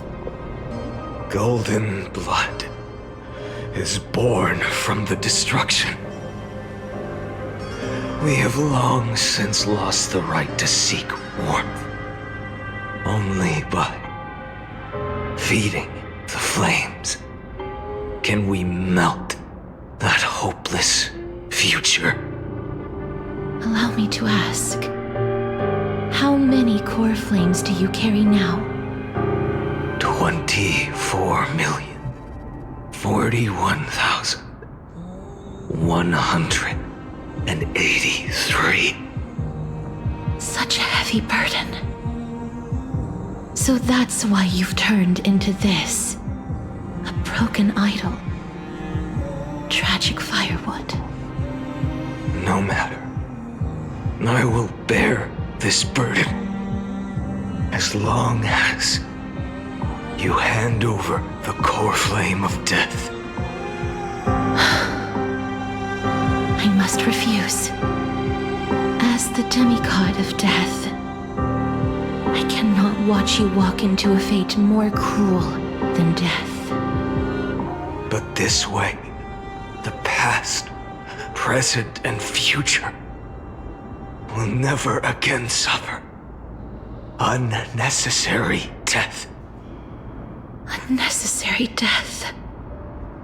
Indeed, you are not the Finan I know. Please turn back. Don't let that absurd and unjust fate of yours come to pass. This way, at least my realm can still become the fragrant bed where you fall asleep. In the end, still, it seems the clash of blades was inevitable. How painful. I know I am not your match, having fallen under your sword countless times. But even so, please understand that my resolve is not to be underestimated. Even Kethali cannot shape all things at will, nor can they dictate the fate of all life. No one can shoulder the balance of life and death alone, not even a god. And it is precisely for this reason that I chose, at the end of this arduous journey, to overcome the trial and take the authority of death. I am the Hand of Shadow, Casterus, the demigod of death. Listen closely, deliverer from days past. Please turn back. Do not disturb these fresh flowers in their muddy deaths.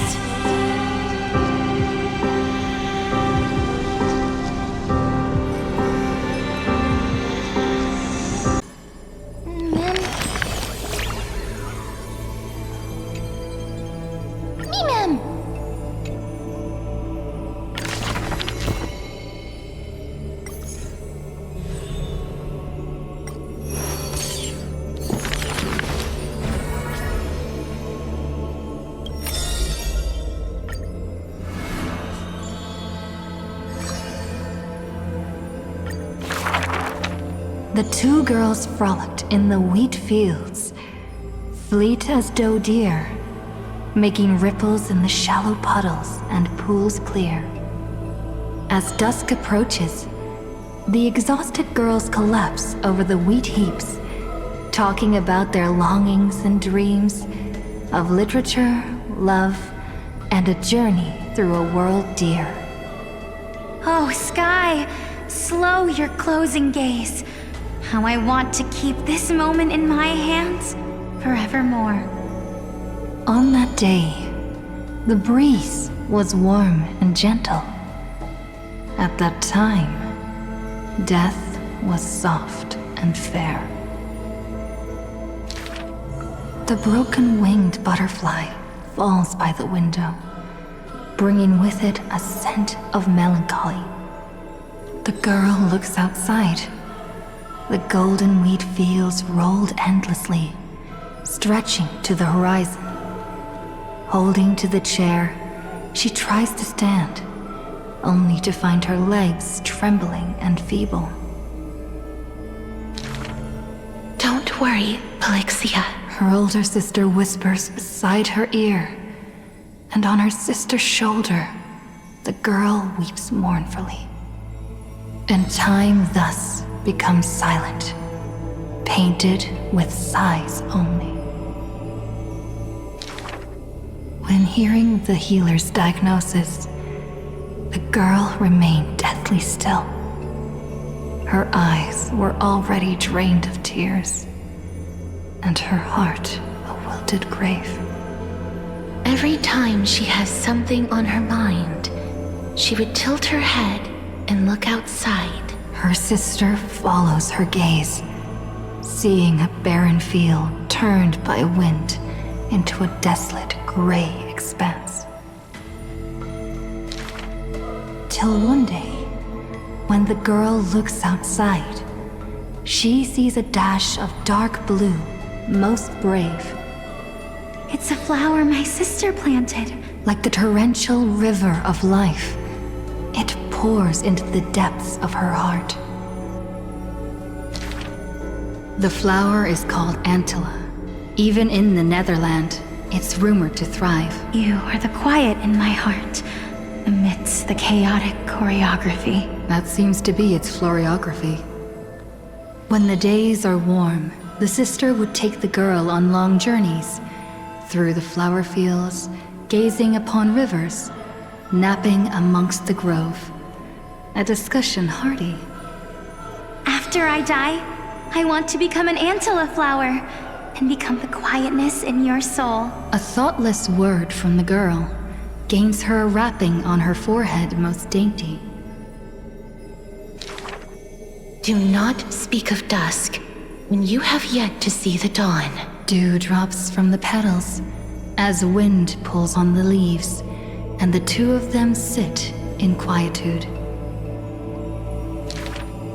The girl asks for the means to tend the garden, and while her sister sounds concerned, her heart is relieved. But the concern is well-founded. The girl tripped and fell into a mire. She gazed directly into the eyes of death, in that dark pool bottom unperceived. I've been the weight upon my sister's wings. Let this be where it all comes to rest. The girl gives up her struggles, only to see a figure pierce through the water's surface. I won't allow you to walk through the dusk alone, or enter the night of no reprieve. Her sister sobs without end, and the girl has to gently hug her and softly relieve. And then, this distant memory turns bleary, difficult to retrieve.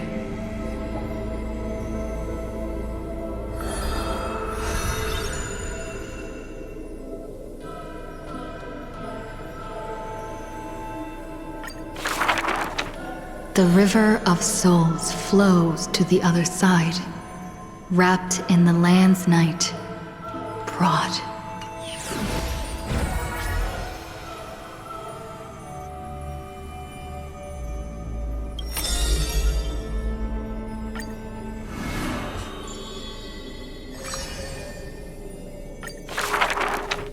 If every single scar equals a coin, then the girl, always pursued, would be worth her weight in gold. Deception, theft, and night heists, but her nerves failed her when it mattered most. The girl clutches meager loot to her chest and escapes, muttering curses bearing her pain. We're head on. I definitely win next time. She always longs for the coin of Whimsy's blessing and creed. Yet the coin in the air always suddenly disappears, as if in reply from the trickery type. Day and night flow, and the thief starts the cloak. No matter. These days, I have no need to hide. With a confident stride and a silver tongue, her perfected fraud, thieving every opportunity as a result.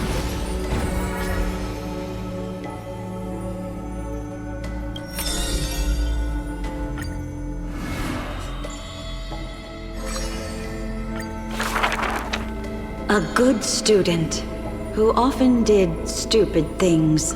Was the assessment from the lithophagus sage. An excellent healer, who fails at all scholarly means. Was the assessment from the noticed sage. A shining child who also burns away her own life's rays. Was the assessment from the erythrokeramist sage. A fool who was always wreathed in smiles, while drowning in a weighty and pitiful dream. was the assessment from the Newsporist sage. The girl had visited all the schools during her time studying at the Grove. She refused to become a scholar, despite her exemplary grades. Instead of increasing this world's knowledge, I prefer to reduce its pain. While the sages faced her words in silence, the Newsporist sage alone decided to hire her as assistant post-haste. An apprentice who spends wisdom is more precious than scholars who hide knowledge away. The faded twilight courtyard, long eroded by time, now shelters a girl, the sole heir of her lineage. Loneliness accompanied her days, till the sage of the Caprists visited her and brought her a chromatic pony with a grin. It may be the Eye of Twilight's creation in times gone by, for it shines with the sky's rainbow hues within. Could it be the warlike winged beast of her father's tales? But the sleepy, dreary-eyed pony before her was soft as freshest plucked cotton. The girl still took this gift, for from the little creature, she smelled the scent of clouds distant. If it weren't for her, I would have suffered more accusations. The Newsporism sage says in admission, the scholar is coming to deliver arguments and reproach, often stopped before the door, not coming to fruition. For the girl before the door soothed their blazing anger, like the soft clouds, gentleness in cumulation. Do you know what sacrileges he has committed? The girl muddles her answers, yet her heart knows in full admission. Like you and me, he too wishes to heal all of this world's afflictions. The girl treated ailments for many years in the Grove, composing her medical treatises into tomes. When scholars seek medical help, she realizes with a startle that kindness too can grow into its own bloom. By that time, the twilight already lost their eyes, and the world drowns in evernight, while the girl and the healer again traverse the world in gloom. Seeing the golden thread and ivy in the night, though it has been long since she recalled her past, she once again thinks of her childhood dream. Should the sun be dimmed by destiny's decree, then the dawn that heals the world I shall replace.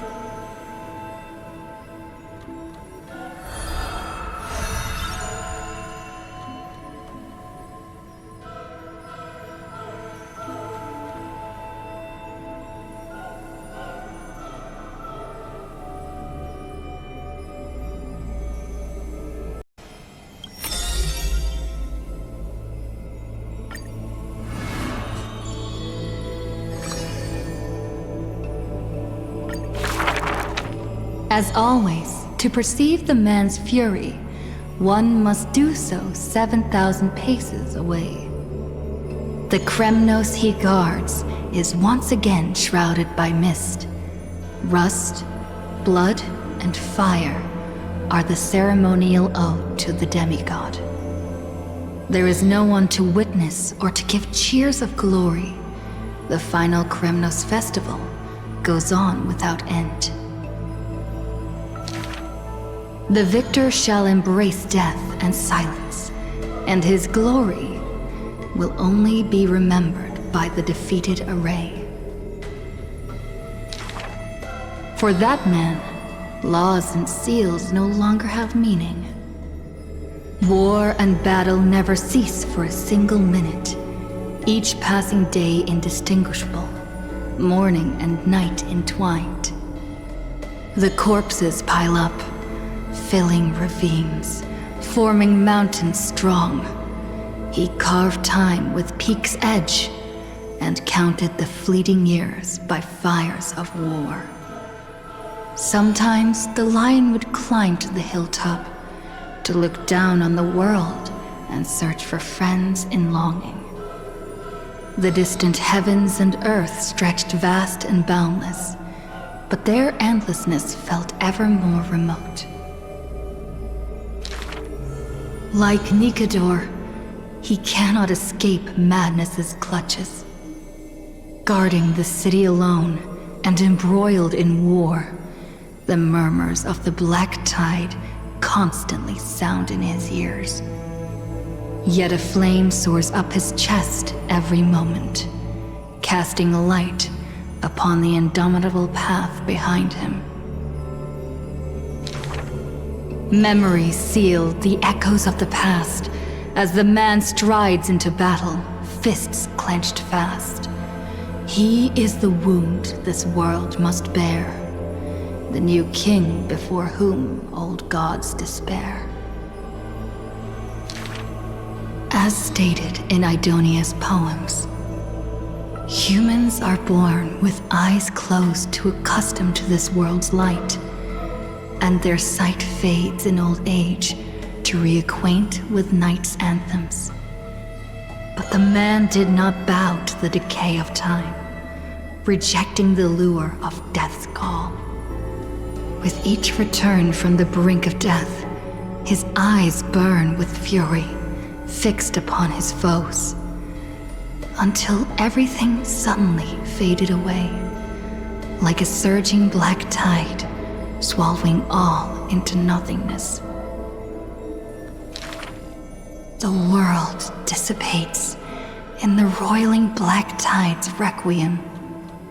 Even the lion will one day die, a departure with no way back. With a sudden fall, his pierced chest hits the ground, and slowly flowing into the underworld is his golden blood departing his system.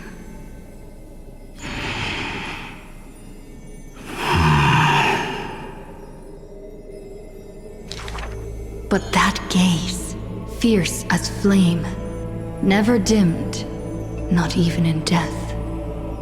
Looking beyond those flame-seeking figures, reaching far toward the endless horizon. In the morrow's sky, the stars will chant.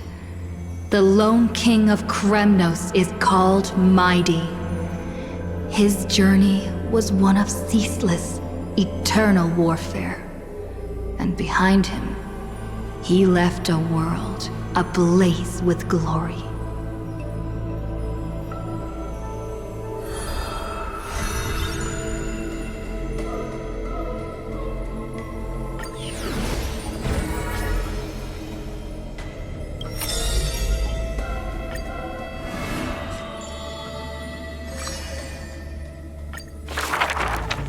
On the day that the grove fell, he accepted his defeat and demise, as if embracing truth and heresy. Believe in Titans, and you'll have a happy death. Deny the Titans, and you'll have a fulfilling death. Yet as the lightened soul bids farewell to its heavy shell, a Titan made an untimely call. Do not be startled, child of humanity. You have a final query in this world. You finally came. He does not seem shocked, and lets the core flame take over his shell. Be more punctual next time, if you will. Upon his first meeting with the Titan, the blasphemer is already on his best behavior. And towards the suggestion to reforge his body, he paid no mind. I have so kindly offered you the best body. So why do you insist upon your mortal imperfection? The scholar replies in candor. Only by retaining the various flaws. can my humanity be preserved in rigor? His form remains in the mortal realm, while his spirit walks the river of soul shores. Between life and death, he fatigues, dwelling in the child of humankind's thoughts and senses. The Titan cannot bear to remain a mere spectator. Why not ask me your questions, child of humanity? I am rich in wisdom, and shall speak with no ambiguity. As though an unspoken pact, the scholar asked the god about all things, feigning a humble quest for knowledge. Do you treat me just as a way to answer questions? A mere machine? The Titan got what they asked for. You should thank me, for good questions are rarer than good answers. Compared to the joy of a new life, the scholarly breakthrough, carried home alongside death, filled the scholar's heart with more fervor. He returned to the Scourged Grove many times, and the black tide followed. Despite his defeats, he never sought help or permission. But at every desperate moment, the Titan would eventually take over one half of his body. The union of man and God, a flawed and clumsy choreography. It happened but once, a perfect harmony. One man, one God, speaking in one breath. Stop stepping forward at the same time as me. The Titan once revealed the secrets of mixing life, a boon seemingly a blessing, but full of malice. What a tempting bait. But that's not my desired chalice. Divine power is within his reach, but the scholar is not moved by that essence. This long and abnormal temptation is also a trial of elevation. For the sage can achieve all things, but shortcuts alone he abhors with silence.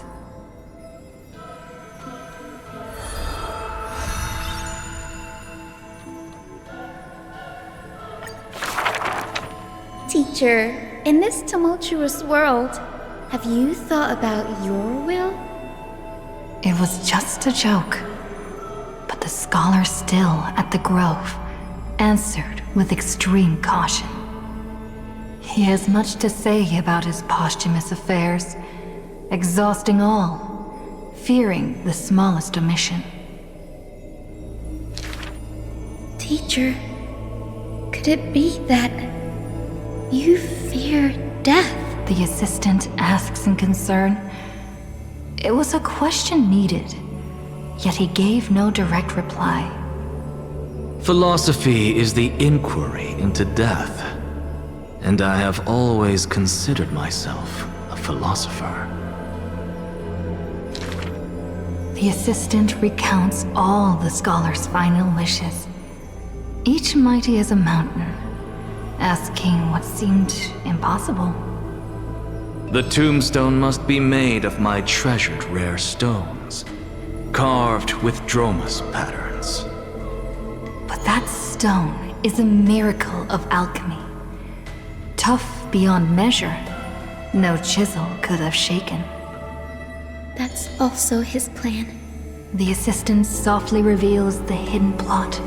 He hopes that instead of shedding tears over his death, we will find it in us to smile, even in a moment of sorrow. It's rumored that in the depths of the grove, the scholar left a teaching ingenium, imitating himself to the utmost detail.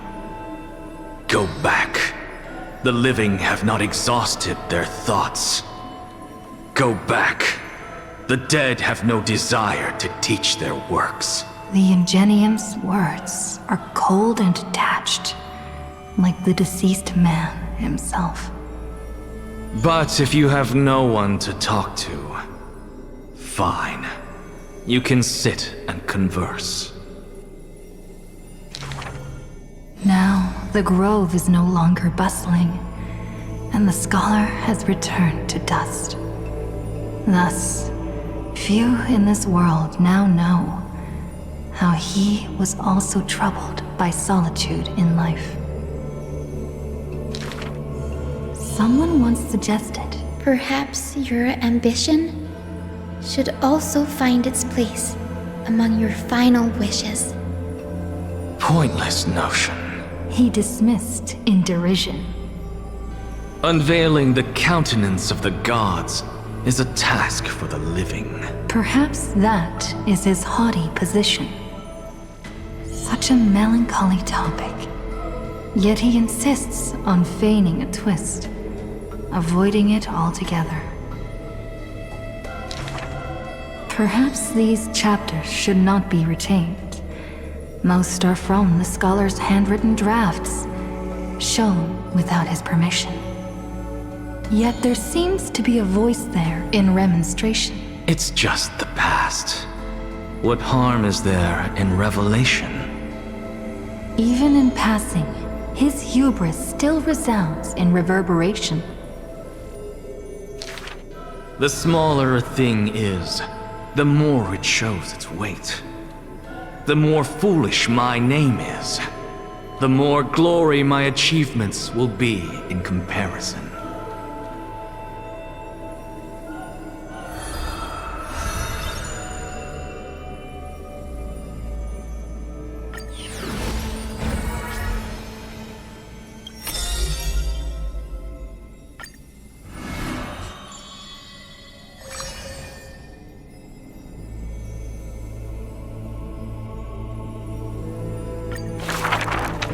The solemn council is still filled with clamor. Future's destiny still whirls in discussions of candor. To discard the city and save oneself, or to chase the flames that waver. None know the choice that would lead them to a place better. I fear. How can mere mortals defy the gods? I worry. How can mortal bodies reforge the world anew? I suspect that the prophecy is simply a rumor. In the distant past, the Holy Maiden brought the first prophecy to all city-states. Hearken to the sounds that the doors whisper. In the name of God's proper, hope she will give to humanity. Though she falls into confusion, she will bring guidance to this world in vigor. Overthrow the gods, it declared. Of the previous journey, she will always remain aware. The Queen of Laws lifted the flag to chase the flames' flare. The tripartite prophecy guided all the world's heroes, all who dared. And building a new world was their oath of yesteryear. The earth roared for them. The tides surged for them. The scales of destiny shivered violently. Then slowly calmed. The core flames of the Titans rested here, while the blood of companions congealed over there. The child led one hero after another to their end. But no end awaits her, no rest to prepare. Teacher, do not hesitate. The weaver of gold brushes aside the child's tears. The world still walks on the path you indicate. The prophecy still stands. Even if the actors now different faces wear. Restore the core flames, it declared. The solemn council is still filled with clamor. Future's destiny still whirls in discussions of candor. To stop right there and seek peace, or to continue a work still unfinished. None know the choice that would lead them to a place better. Stop! We only wish to live life as it is, no more. Cease! Our achievements already stand tall. Rest up! We only wish to live in peace and prosperity.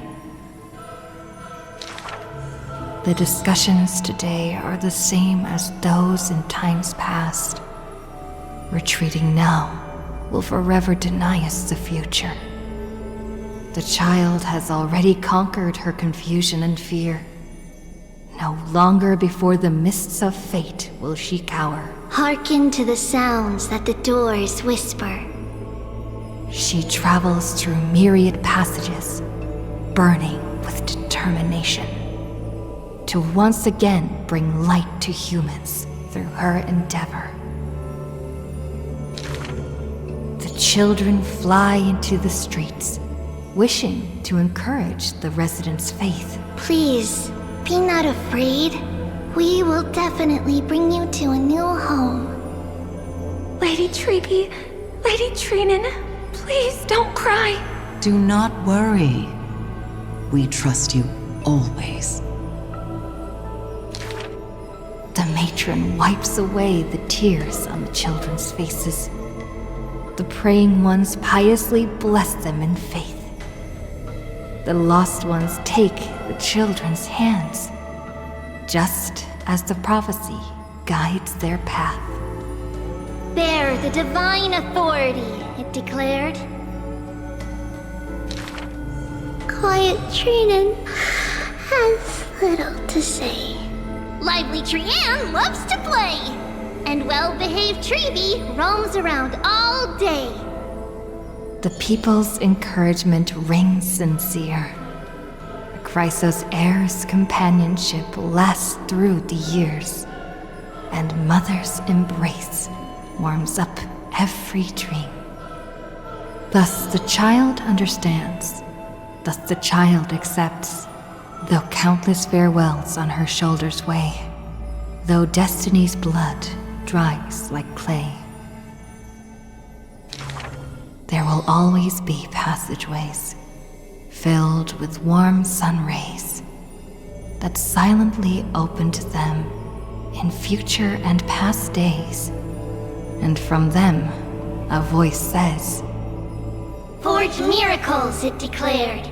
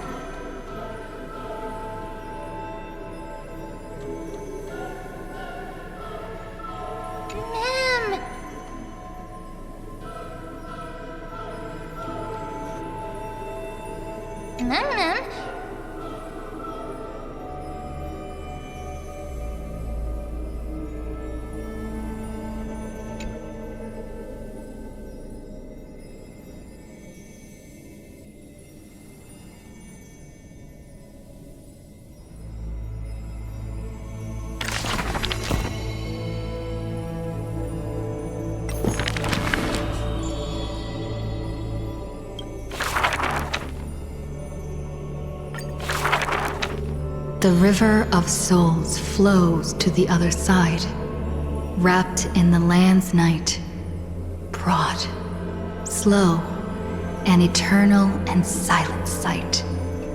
It belongs to all in this world that has life, all of which flows downstream, converging as one.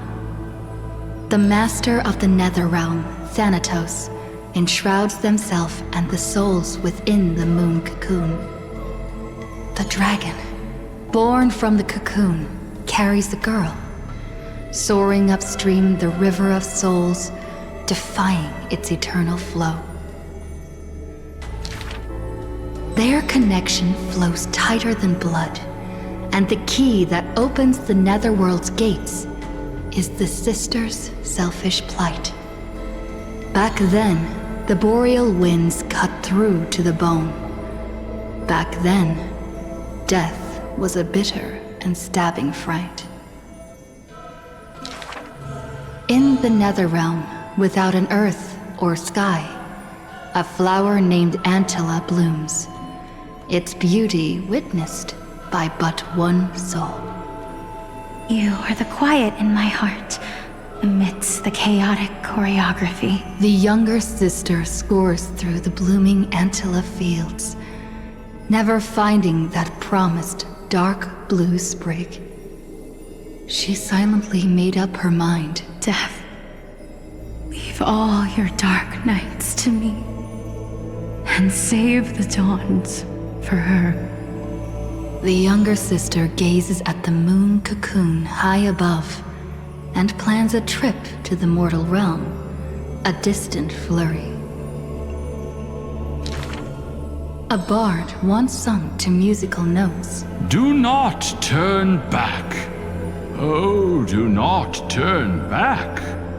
The long hand of shadow will retain the dead behind their gates. The giant dragon born from the moon cocoon willingly offered itself as the enduring barge of the River of Souls. No need to turn back. Oh, no need to turn back. That price had long been paid for you by someone else. The dragon lowers its long neck and places the girl on its back. In slumber, she will unknowingly greet the dawn of her rebirth. The dragon flaps its wings in the chilly gloom of the floating dead upstream, ferrying from purity into grime, going from silence into roaring boom. The souls of countless poets flounder past, their distant rhymes endless like foams. Do not turn back, for to look toward the land of mortals is in itself turning back. In this pale dawn, the sun's first rays light the night ablaze. So the dragon crosses the sea of souls onto the shores of life and strands itself in the gleam. We know not where these stories arise. They are scattered across the shallows with the waves. The confession the girl made before her departure still echoes in the tide's heaves. If there is anything for me to leave behind, may it find a soul to remember. This is the ode of my life, and I've already penned my last stroke.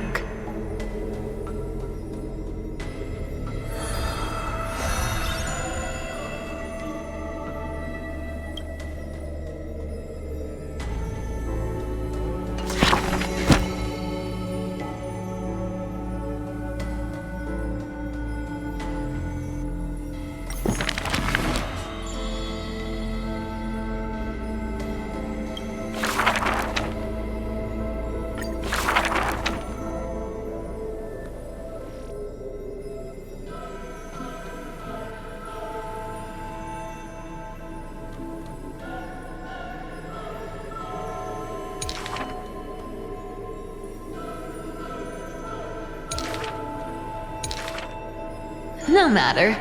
These days, I have no need to hide. With a confident stride and a silver tongue, Her perfected fraud, thieving every opportunity as a result. And at curtainfall hour, those treasure-seeking steps fade into the moonlight. When she appears again, her arms are laden with money's weight. What is the art of thieving? Stealing from the poor. Not enough loot. Stealing from the rich. That's a boring task to boot. The girl narrows her eyes of greed towards those called the Chrysos heirs. The golden vines of the sages' homes, the sacred carcass of the deathward realm, the divine lyre of the seashore's pearl, and the crystal chalice of the 1,000 gates. The girl knows not the treasure's origins, only that they are all valuable beyond measure. To have something priceless is the true art of thieving. A pity that deceits are all eventually revealed, and the thief meets a rare defeat. A golden thread discerns her meticulous disguise, and the heroes hold down her third hand to imprison in this thief star made of human feet. I take defeat with my head held high. Spare me your sympathy. She frankly faces the accusations, knowing that escaping would be nothing more than child's play. So the Chrysos heir outside the cage smiles sweet. Would you like to see my most precious? A treasure bride? It is a dress, like the beauty god Nestia's divine body. More blinding than the sun, rivaling the moon in its glory. It is woven by divine threads. It captivates even the gods. But all the lies and deceit are revealed under the golden thread's query. The world-famous thief is stirred by such grand words into a flurry. Then just you watch. This wondrous dress will forever remain in my own gallery.